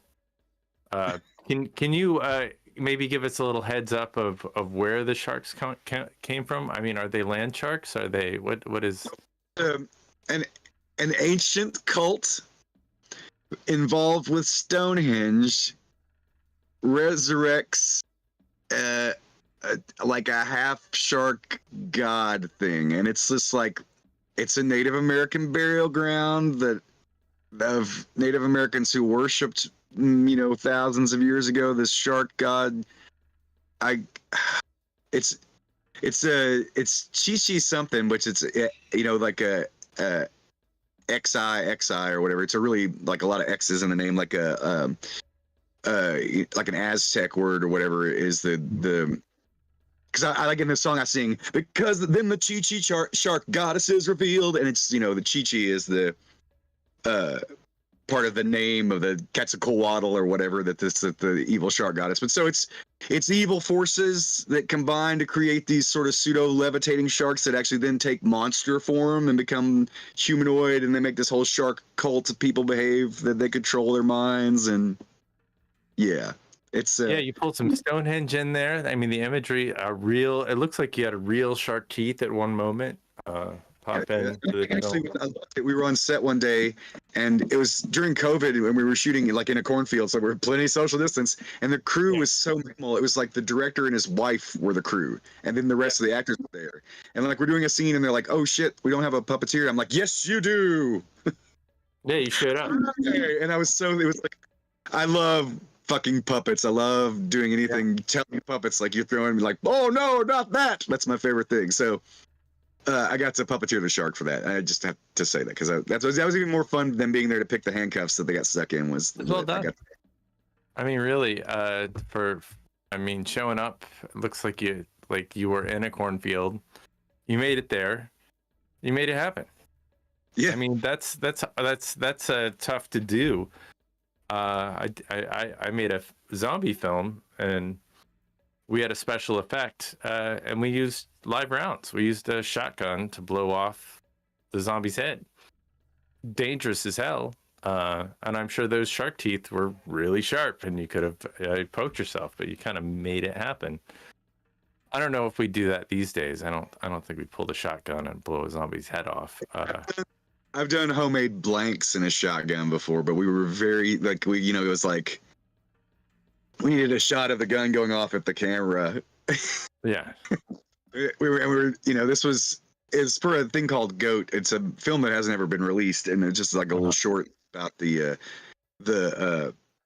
the Goat Man at the Trestle in Louisville, whatever the fuck it's called. I can't think what the name of it is. There's a better name than just Goat Man. Or maybe it's just Goat Man, whatever. But so there's a history of this creature, and we made a whole thing about it. But at one point, my friend Snooky corners it at the barn and wants to fire a shotgun at it. So we used a real shotgun round, but that it had been modified by one of our makeup effects guys, to make it a quote unquote blank, so it would be not blow anything out, but would make a big bang and spark and smoke and shit, like a real round had gone off. But we still set the camera and then started it running. And then, God, like the worst that was going to happen to us was we were going to shoot the camera, and it wasn't aimed directly at the camera. It looked like it was. So, but yeah, we had success. But yeah, these days that I don't know how live rounds would end up on a set. They shouldn't be there, in general. Yeah, I think it's different than it was 10 years ago or 5 years ago, even sooner than that. It's changed because of the Rust situation. Sure. Live guns on set, but I mean, being from Kentucky, I mean, I grew up around guns. I'm sure you did as well, and so it's something that in California would never do it. Yeah, we did a bunch of shorts in Vegas and LA for a Paratime project, which is one of the science fiction thing I did. Another favorite novelist of mine is H. Beam Piper, and he killed himself in the 50s. I won't go into it too much, but he felt unsuccessful and he killed himself. And then so his books are all public domain now. And so I had written his Paratime universe, these shorts. But one of the guys that was one of my actors that helped fund the whole productions in Vegas and LA, he was former FBI, he's retired, and we just used his guns. We just made sure they weren't loaded. We did everybody, we did clearance and walking around, showing it's empty clip, and then everybody would just hand out guns. So it's real guns, no ammo. We did all of our ammo and explosions and shit on that in After Effects, just put it in digital. Sure. And that's the way. I mean, it seems like that's the way to do it anyway. I mean, nobody should be pulling any triggers anywhere. I don't know. I've got a bunch of. They're probably hidden behind. Well, I'll be able to grab one real quick. I have a bunch of airsoft that I keep. Part of my costume and prop closet. I have a whole bunch of airsoft guns that look too. Nice. Yeah, that's pretty realistic. Whatever. Get hold of me. I don't generally like to loan them out, but if you cast me, I'll bring it with me. Oh yeah. Well, I mean, that's a real thing. That's a real thing. I definitely tell you, if you ever get guns, loaning them out is a problem because they always come back as a fucking pile if they come back at all. Sure. Absolutely. And anything you loan out. I loaned out my keyboard. I got a Roland Jupiter that I loaned out, and they broke a key. It's like, how did you break a key? It's like, oh, it fell off the keyboard stand. It's like, what do you mean it fell off the keyboard stand? It shouldn't have ever been on a keyboard stand like that, to fall off. Yeah, it was a punk rock band, so whatever. I can't afford to give to you, like so. Right, exactly. If it's something I can afford to give to you, I'll be like, yeah, please borrow this extra copy of Hitchhiker's Guide, but bring it back, and then I won't sweat you about it. I got 2 copies. We buy them used. Anytime we see any of the books used, we buy them just to be able to have them to give away. I got the whole set. Yeah. Like all the books in one volume. I've had a couple of different ones that they kept getting a little bit bigger as they added that 5th book. So was that Live Universe and everything? I can't remember what the 5th book was. It's For all the fish. Restaurant the Universe, Life Universe, and everything. Long Thanks for all of it, and Mostly Harmless. And now there's one called Owen Colfer that's like written to be a sequel, but I bought a hardbound version with the first 3 and then the first 4 plus the short story Zaphod gets a home run. I forget what the fuck it's called. There's a Zaphod short story, and then I got it's between the 4th and 5th book. I'm just old, so I have had different versions. Sure. I think mine is like the 1980s, the first one that had like 4 or 5 of the books in there. Oh, the short's called Young Zaphod Plays It Safe. That's what it's called. Yeah. I think I read that. Bound. It was the first 4 in that. It was a beautiful Foley. I mean, it was just a beautiful. I gave it to a friend for Christmas one year because I had gotten the one that had the other book in it. So. Such a good series. Did you have any thoughts or questions, Sulker? No, I liked hearing all about about board gaming. I was never so when I was younger, I did a little D&D gaming, but as far as board gaming, I played a lot of games by a company called Avalon Hill. Yeah. Yeah. There. And so they put out a series of games back in the 80s. They actually put out the original Civilization game. They did a lot of bookshelf style, right? Huh? Like what they call bookshelf style games, right? They were all looked like, yeah. I think they had a game called Rail Baron that my brother and father would play the dog shit out of. Yeah, I've never even heard of it.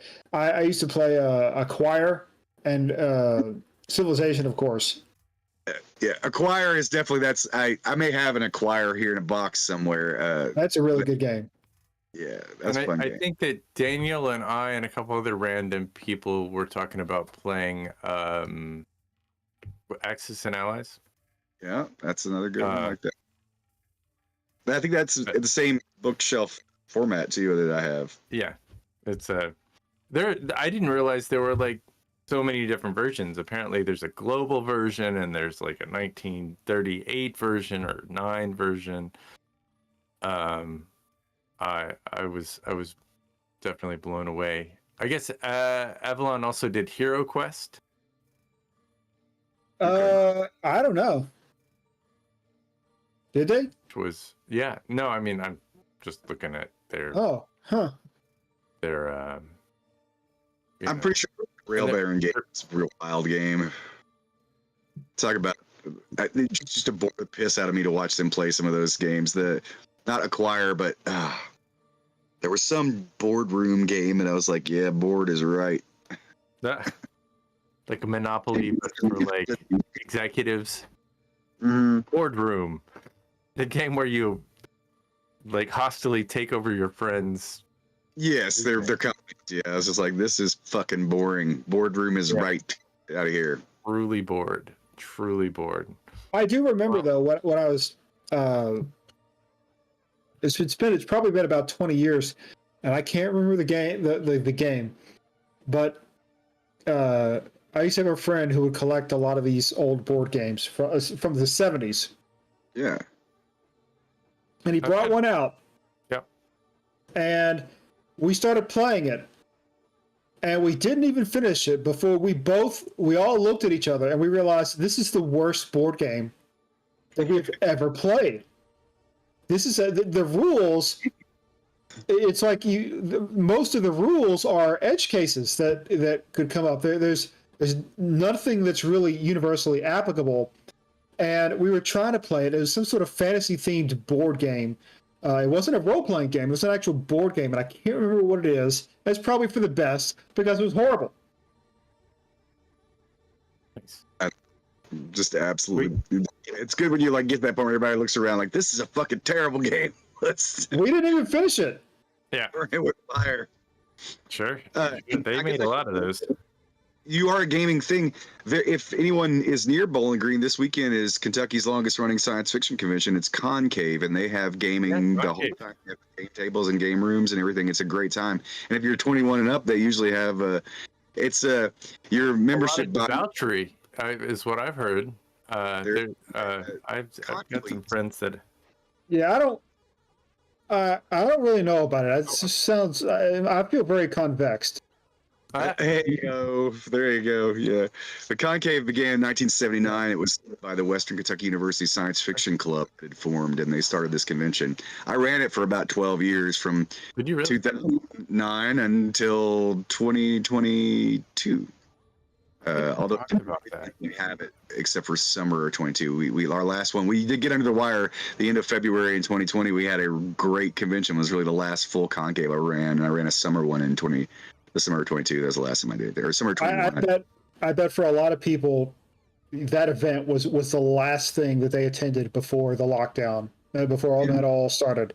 I remember I went to a wedding weeks before everything shut down, and everyone who was there, it's like, yeah, that's the last event they went to before 2020 really hit. Yeah, we had a big old time. We had a really great Concave that year, and then everything shut down like 2 weeks later, there was no. They didn't even have basketball Nothing. tournaments. Yeah, nothing. There's nothing. Nobody was on the streets. I mean, we're still coming back from that. I think it still has echoes. I loved it. Like, please, like, don't tell me I have to stay home and make art all the time. I started painting. I hadn't been relaxed to paint since I was in high school. Sure. I mean, last night when we went to the Lexington filmmakers meeting, you know, I can probably count. I've been to about 10 events of that size. That's the first one I've been to like that. I was very uncomfortable because it was some. Yeah. I got medical issues, but Sure. my shitty immune system attacks me, and so I go once a month to pay a whole lot of money to have them put something directly into my blood over a slow, like sometimes 2, sometimes 4 hours every month to stop my immune system that attacks me. So my immune system's shitty. And then I take this thing to make it shittier so it won't attack me. And then I take another drug every day to make sure that my shitty immune system doesn't build up immunity to this drug. So I'm tripping down. I'll be on pins and needles for the next 3 or 4 days, hoping I don't get some kind of Sure. Yeah, I probably wouldn't have gone. I take care of my grandmother. She's 95. And if I usually, about a week before I'm with her, I don't go and out. But I had the flu really bad about 2 weeks ago, and that sucked, and I still feel shitty. You're not contagious, are you? Because No, I'm not contagious. Good. I did the Thermoflu. Good. I haven't had a temperature in close to 2 weeks, so it's not. But it was the flu A. It was like the flu, diagnosed and everything, and it I'm glad you're feeling better. go away. It doesn't go away. It just keeps happening. And then last night, it was like, am I going to get COVID now? Yeah. I mean, I'm not worried specifically about COVID. It's just anything. Like some asshole just give me a regular cold, now you can fucking kill me. Sure. I haven't seen how shitty this immune system is, so I have to be real careful. And so that was, we didn't stay very long, and I went out to smoke a couple times. I tried to get in and out as friendly and amicably without actually having to stay there too long, because that shoulder stuff was like, oh my god, I'm gonna die. I enjoy it. I met a bunch of people. Bill, take over. I'm gonna be right back. Oh shit! Hi. What the fuck you talking about? How was your audition? It went well. It was really fast. Fast and hard. I like it. You didn't One of take those video auditions. Yeah, I really like not having to leave my house to go and make a monkey of myself for somebody. It's the thing. And like I said earlier, I've gotten to the point I'm so old and stubborn. I'm like, I don't know that I audition anymore. I really don't think that that's something I do. Yeah, it's definitely one of those things. A lot of the, I'm just starting out. I mean, I've been acting for like 5 years or so. Like actually professionally acting for 5 years and being part of, different short films and web series of my own and such. And that's actually how I know Ken.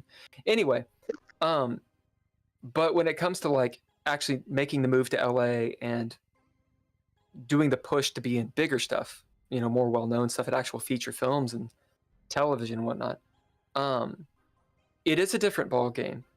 And the auditions, a lot of them, they're from places like Backstage or Actors Access. Yeah. And it's a lot of student films, so I'm like twice as old as the director, which is fine. But it's also one of those things where like, I'll come into it and I'm like, I'm not entirely certain what, like I come into it with a, for lack of a better word, a very mature perspective of I'm here to work. Like, I'm going to know my shit. I'm going to be on time, which means early. I'm going to get the job done, and it's full on. Yeah. Whereas I sometimes talk to people, and this is not talking about the specific interview or audition I just did, but sometimes it's really laissez-faire and just kind of like, we're just kind of doing it. And I'm like, guys, I'm doing this for real, So. Yeah. So I mean, that's the difference between like not being in LA or New York or whatever is necessarily taking that seriously. Well, so I'll give you some advice about LA because all I had to do is move there for 10 years, and I feel like if you stay there and you grind there for 10 years and you can't make it, you forget about it. Like even the office people, like, it took them 10 years, most of them, to get to where they were. to land that role. But so all those student films and things you would land out there, do them, because sometimes one of them will flip and turn union. Like a little short project will flip, and then ta-da, you just got eligible. Right. Right. You want people that are like, oh yeah, we might try SAG. You want to find stuff like that to work. My advice, and we did it.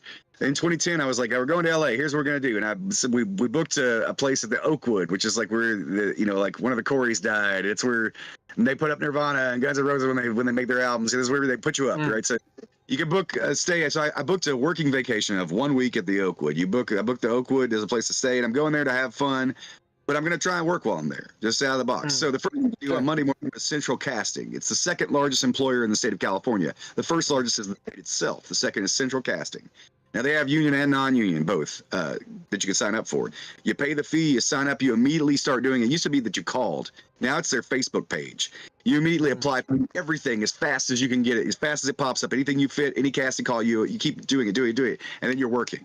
And even while you're working, you're still looking at Central Cast to get more work. But that's the way to start getting in the business. Like, notoriously, Brad Pitt didn't want to use Central Casting for background actors in his movies for years because they had blacklisted him, because they caught him booking background jobs, coming on set, getting his voucher, getting a wardrobe, leaving and going to auditions instead of being there to work. It's a big crowd of people who's supposed to be there, and he just ducks out, goes to an audition, and comes back. He got blackballed him from Central Casting. And so for years, when he produces his own films, he would try and use, and he couldn't get around. I think he started using Central Casting like in the last couple of years or whatever, or bigger films he's had to.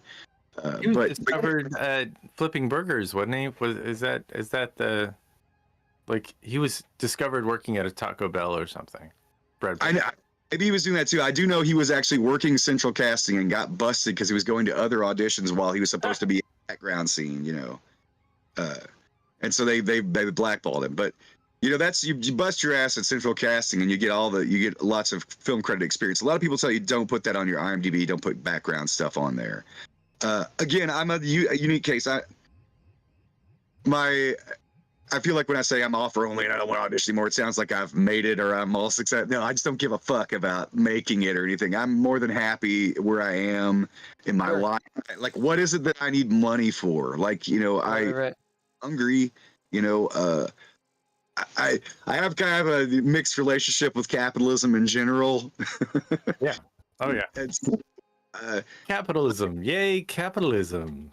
I made a little joke to one of my buddies, Alexander Lieb, that I met when in LA, and he's in a bunch of stuff, and he kind of then a couple of years later did the same thing.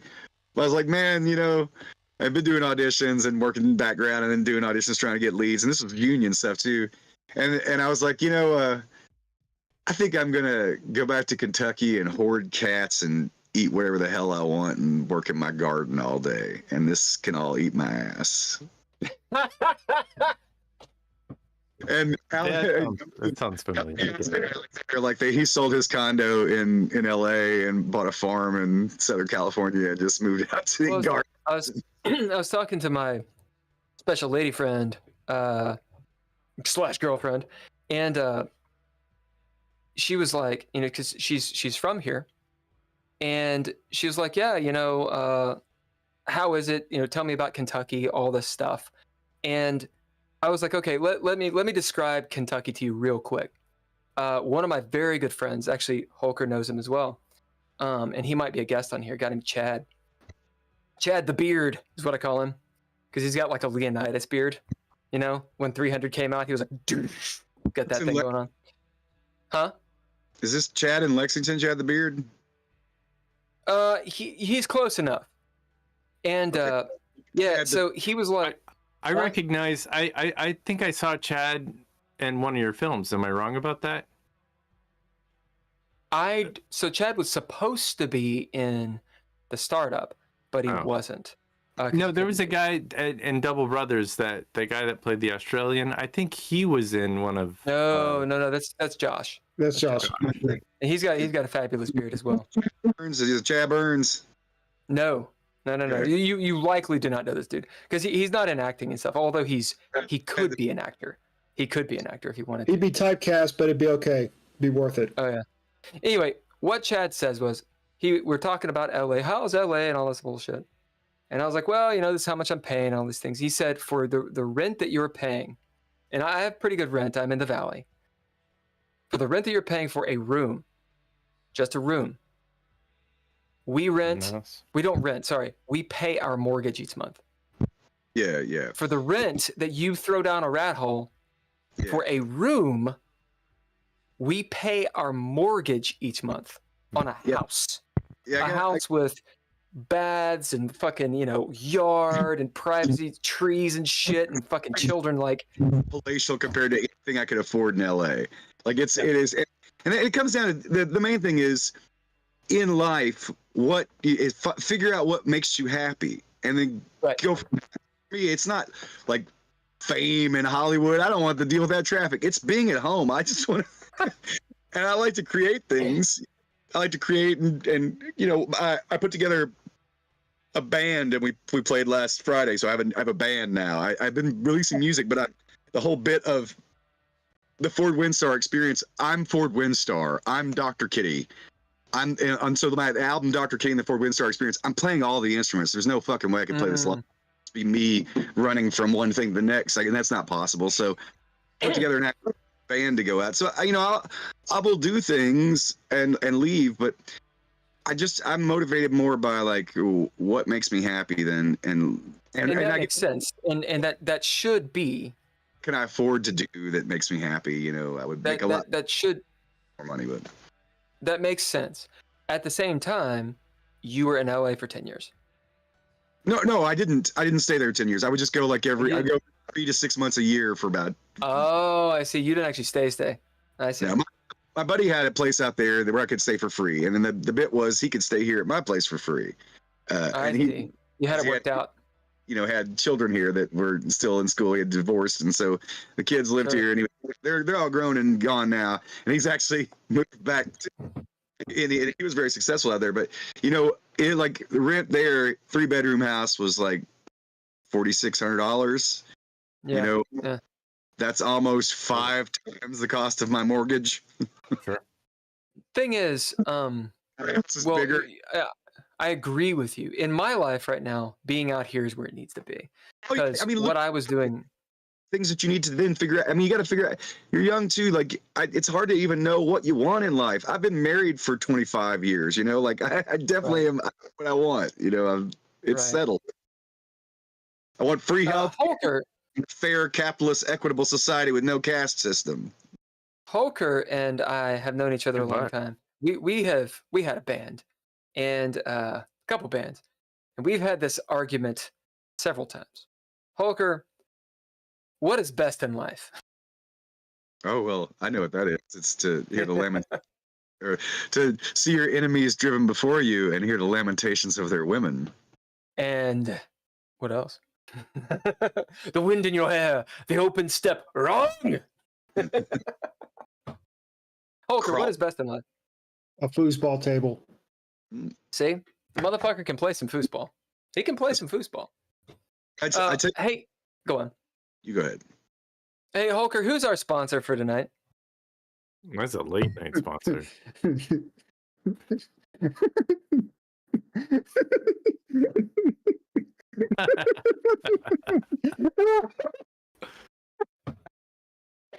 I think your sponsor is the He's just bursting into uncontrolled laughter. Uncontrollable laughter. Well, no, the sponsor was the. If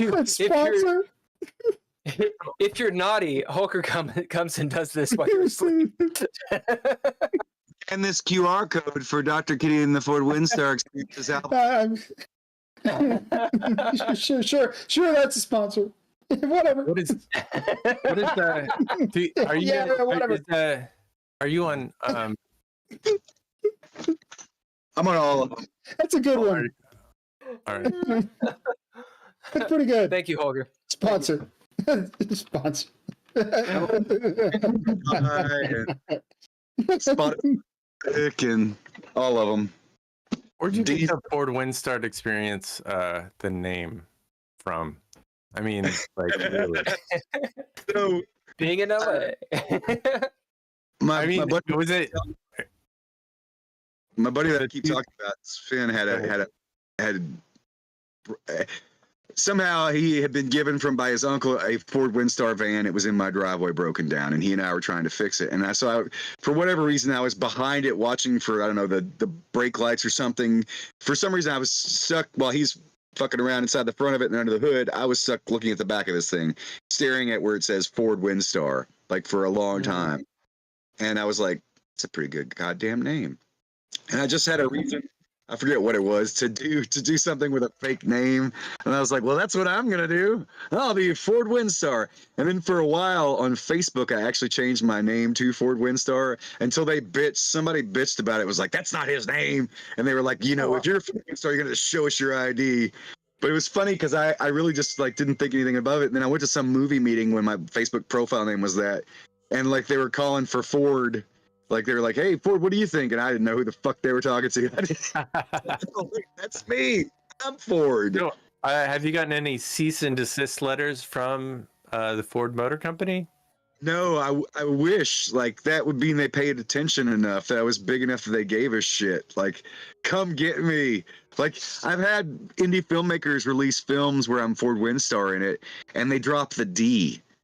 I guess because I'm afraid of being sued, so it's Ford Windstar, and I'm like, that's not my name, motherfucker. It's D Star. Like you can't take away my D. Yeah. Don't you know my name? I don't think that they would need to drop the Ford. In general, it's not the logo. You're not using their logo. Or anybody else named Ford. These are legitimate names. God damn it. Yeah. Windstar is pretty. Yeah. Okay. I like it. I mean, if they come after me, you're promoting their vehicle. Is the Windstar discontinued, or do they still make the mighty Windstar? That's a good question. I don't think they do, but I don't know for sure. They certainly don't make the 70s model like this. Yeah, if they ever come after me and like, you can't be that, I'm gonna be like, fine, I will change it to Ford Fuckstar, and then you can live like that. Yeah, good. You all, I hate to be the one to wrap it up, but I can give you. I'm gonna give you a 15-minute warning. How about that? Like I need to go by 10. I think my wife already went to bed. I already fucked that pooch. So now it's just a matter of I don't want to screw up my day tomorrow. Welcome to my life. When I stepped away, it was to go kiss my girl goodnight. So I was like, I gotta stuff out. That's important. Cultivating your relationship is. You gotta cultivate, man.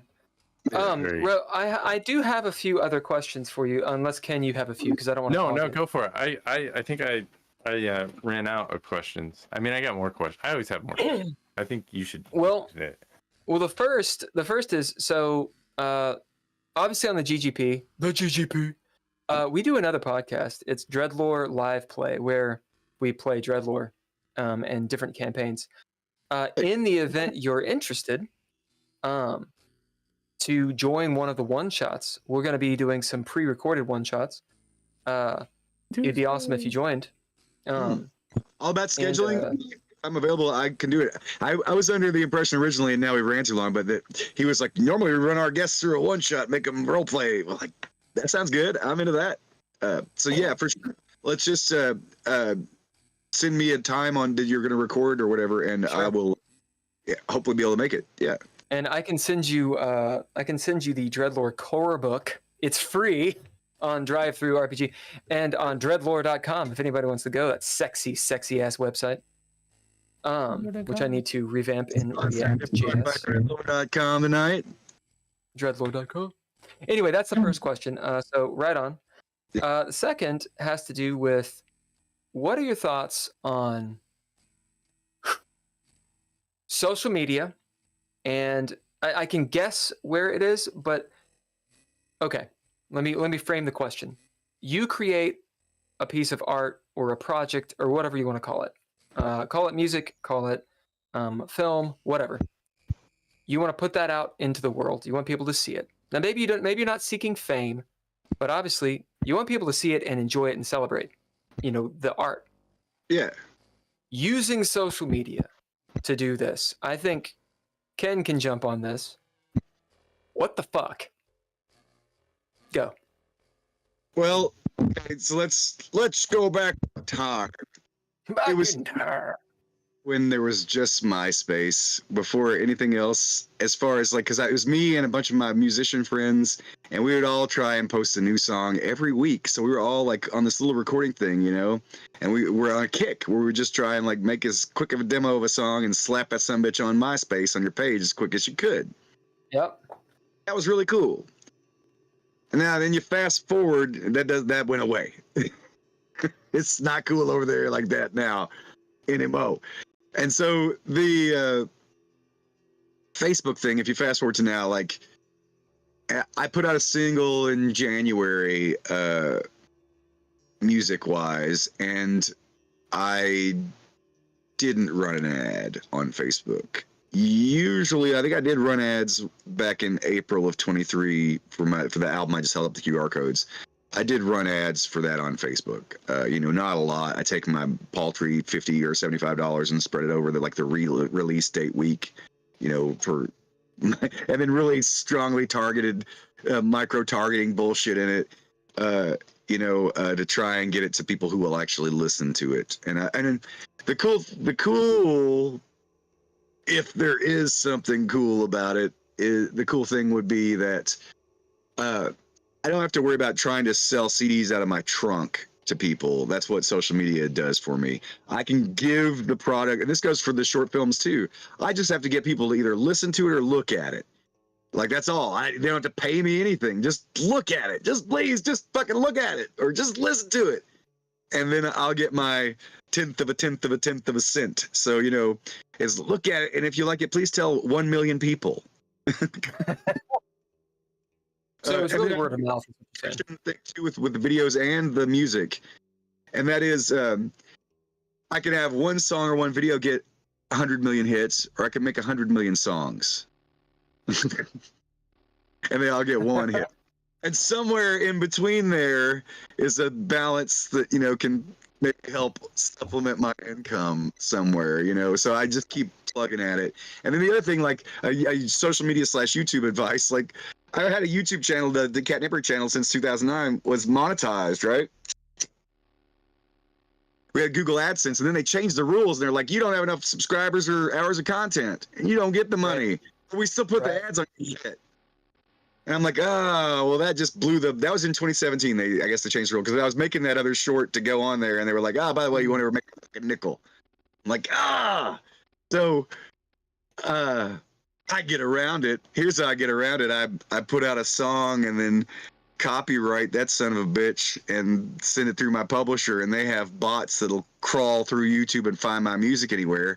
And so I'll use one of my copyrighted ass songs in my own closing credits in my short film, and so I get paid for that motherfucker one way or the other. Like, when I upload it, it'll say, warning, you have copyrighted content. I'm like, yeah, I know, you better collect their damn money.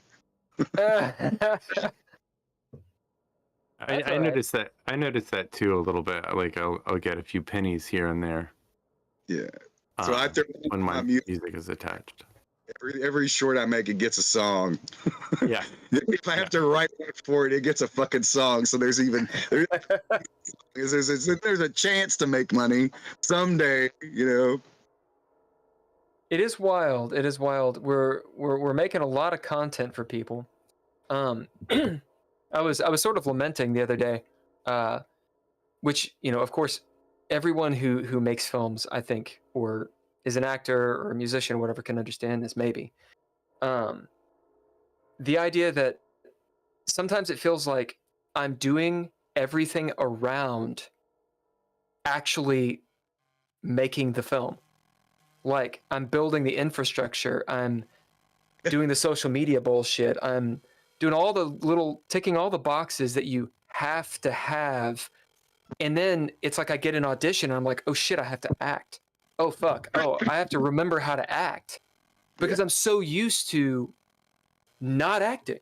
Like, people are like, oh yeah, everyone's an actor. It's like, actually, no, they're not. No, they're not. Not everyone is an actor.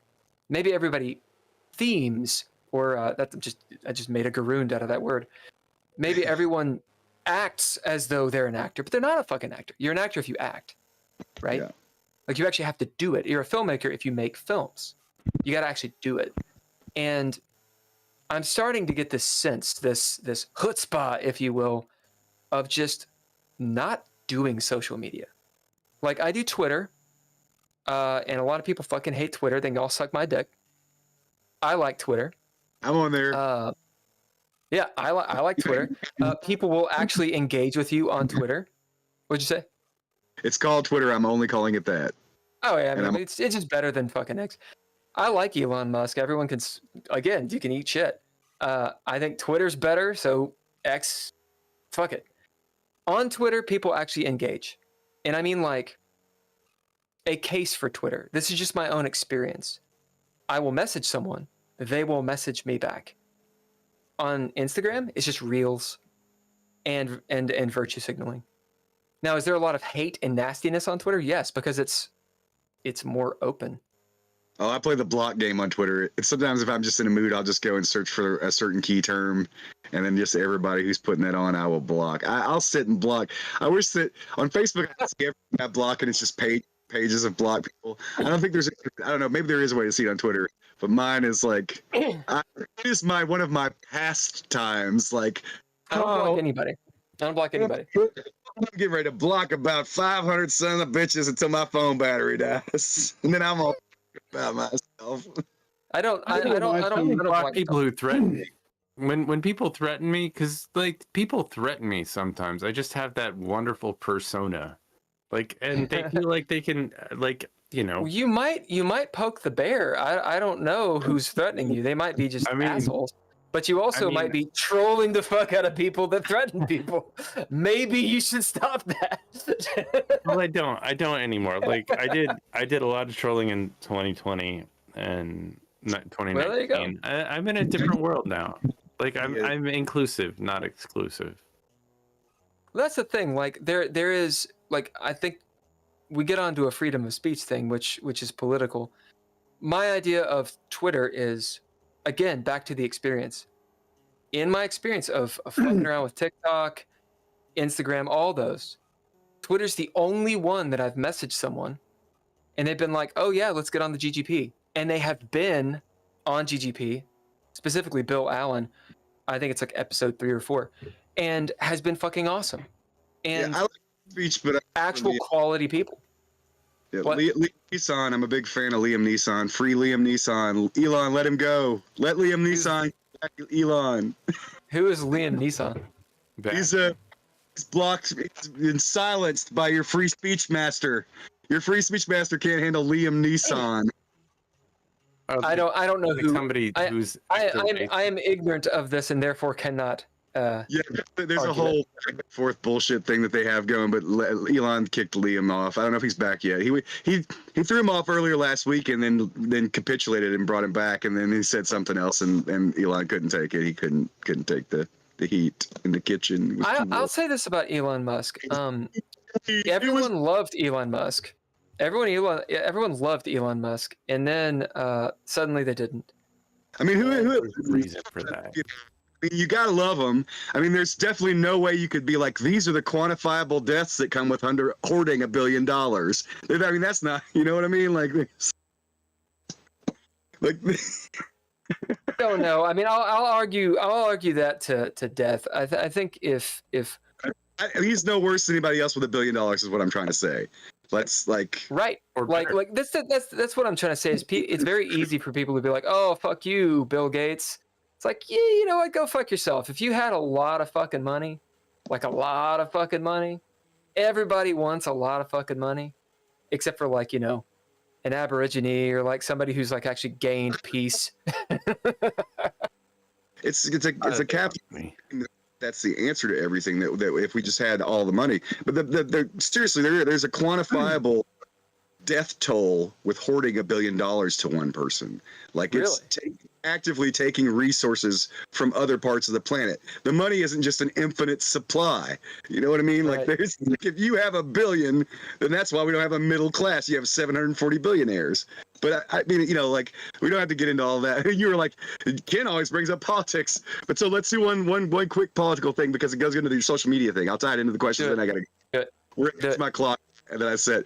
So if we had a even just limited global conflict skirmish that affected the satellites, because here's the thing that, there was a little rumor about it had some kind of anti-satellite weapon. Well, it's really dumb to blow up a satellite because that trash doesn't go anywhere. It becomes all bullets, and it's flying around destroying all of the other satellites and making a big old ring, a beautiful from space, I'm sure, viewed ring around the Earth of fucking trash, but you won't be able to get a ship through it to go out of orbit. So if there is a skirmish that somebody decides, because the American military provides global satellite positioning for the entire planet. We pay for it. Everyone uses it. The only alternative is your boys Starlink, and if you can pay for that, you can get that too. But that won't work either if you have fucking satellites blowing up and sending shrapnel everywhere. So one of the potentially, let's call it, silver linings of the destruction of satellite technology and what we're using now, and pretty much the internet, except for what maybe a land structure that might build up later. One of the potential outcomes would be the loss of social media, and I think that's maybe a net positive for humanity. I don't know, but I think something that would be fun, that would be another net positive of that, we would get video stores back. You couldn't stream shit; you'd have to get video stores back. So physical media would return, and so would the mail in a big way. And if you're old enough to remember a thing called the Sears catalog, Amazon would have to tool their shit real fucking fast and be mailing everybody big ass catalogs to mail it. Check, because checks were a big thing again too, because you couldn't bank, Zelle, anything, PayPal, that's gone. So we'll see. You got wired. Internet works with wires. We got fiber optics around. It's not just satellite.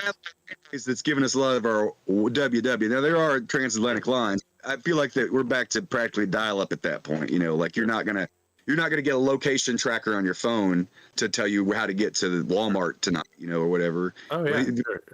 GPS would be a thing of the past for sure. We'll have maps. Everybody will learn to read a map. I'll probably have a class where I teach all the millennials to read maps. Sure. I still have my old Thomas guide. I don't know if it still works, but I still have it. If you can imagine doing LA traffic today, like imagine looking at a fucking map. Yeah. Good times, man. Good times. I at one point was riding a motorcycle before GPS. And so motorcycles with maps, that's a fun one too. It's pretty much pull over, figure that shit out again. Hey, listen, you guys, I do need to go, but man, this is fantastic meeting and talking to all of you. Real excited. I will follow the channel now, and I look forward to getting to try out this magical game. More live play. Yeah. We'll do some live play. All right. Thank you very much, Claude Miles. Any anecdote before you leave? Aphorism? Zaphod's just this guy, no? He is. Thank you very much, sir. Thank you. All right. All right. Do you want me to give the closeout, or do you want to do it, or just? I'll let you do it. Thanks to our Patreon. Thanks, Patreon. Tim Roberts, Daniel Hulker, Nostalgic, and Natalia Cline. Natalia Cline. Totally gonna hit the button to do it correct. All right. My production value this week has just been. You're running on 3 cylinders, man. Art media production done by not Couchfire Media this week. It was good. What are you talking about? Well, Replay Production is those guys on it with all the other shit that happened. This last hour or so has been the Geeky Gamer Podcast, featuring Claude Miles. Claude Miles. Thanks. Anything else? We'll be back next week, Monday. Next Thursday. Next Thursday with the GGP. Yeah, with the GGP. Right about 7 p.m. on the YouTube. I think we're just not going to use Restream.io anymore. I think we're just going to use YouTube and be like, fuck yeah. Tubes. We will be doing our Monday podcast, Dreadlore live play. where we will be Red doing the Red Writ, The Red Rit. a horror campaign. Or if nobody done. shows up, we'll be doing Into Space. Into Space, which is a nearest future Starship Troopers style campaign. Check that out. It's on Twitch, 7 p.m. Eastern Standard. Check out Dreadlore. You'll find it. So Mondays and then Thursdays. And if you can't catch us live, go to any podcast and guess what? We're there. We'll be there. We are there. Fuck, I don't know. If you want to join the Patreon, then you can get access to our After Hours podcast where we bitch and moan at each other and also talk about the campaigns and sort of a behind the scenes stuff. And where and, we really get political. We Extra get really political. Or the opposite of, I don't know. All of the stuff is in the descriptions. If you want to connect with us, jump on our Discord. If you want a copy of the Dreadlore book, digital copy is free. And we also have one of those coffee tip things if you want to help us out in that regard. Blah, blah, blah, blah. We just hit 100 subscribers on YouTube. Fuck yeah. That's a seminal moment, motherfucker. 100. Bye. And it's going to be awesome to continue doing this. We're out, ladies and gents and peoples. Bye. Bye. Bye.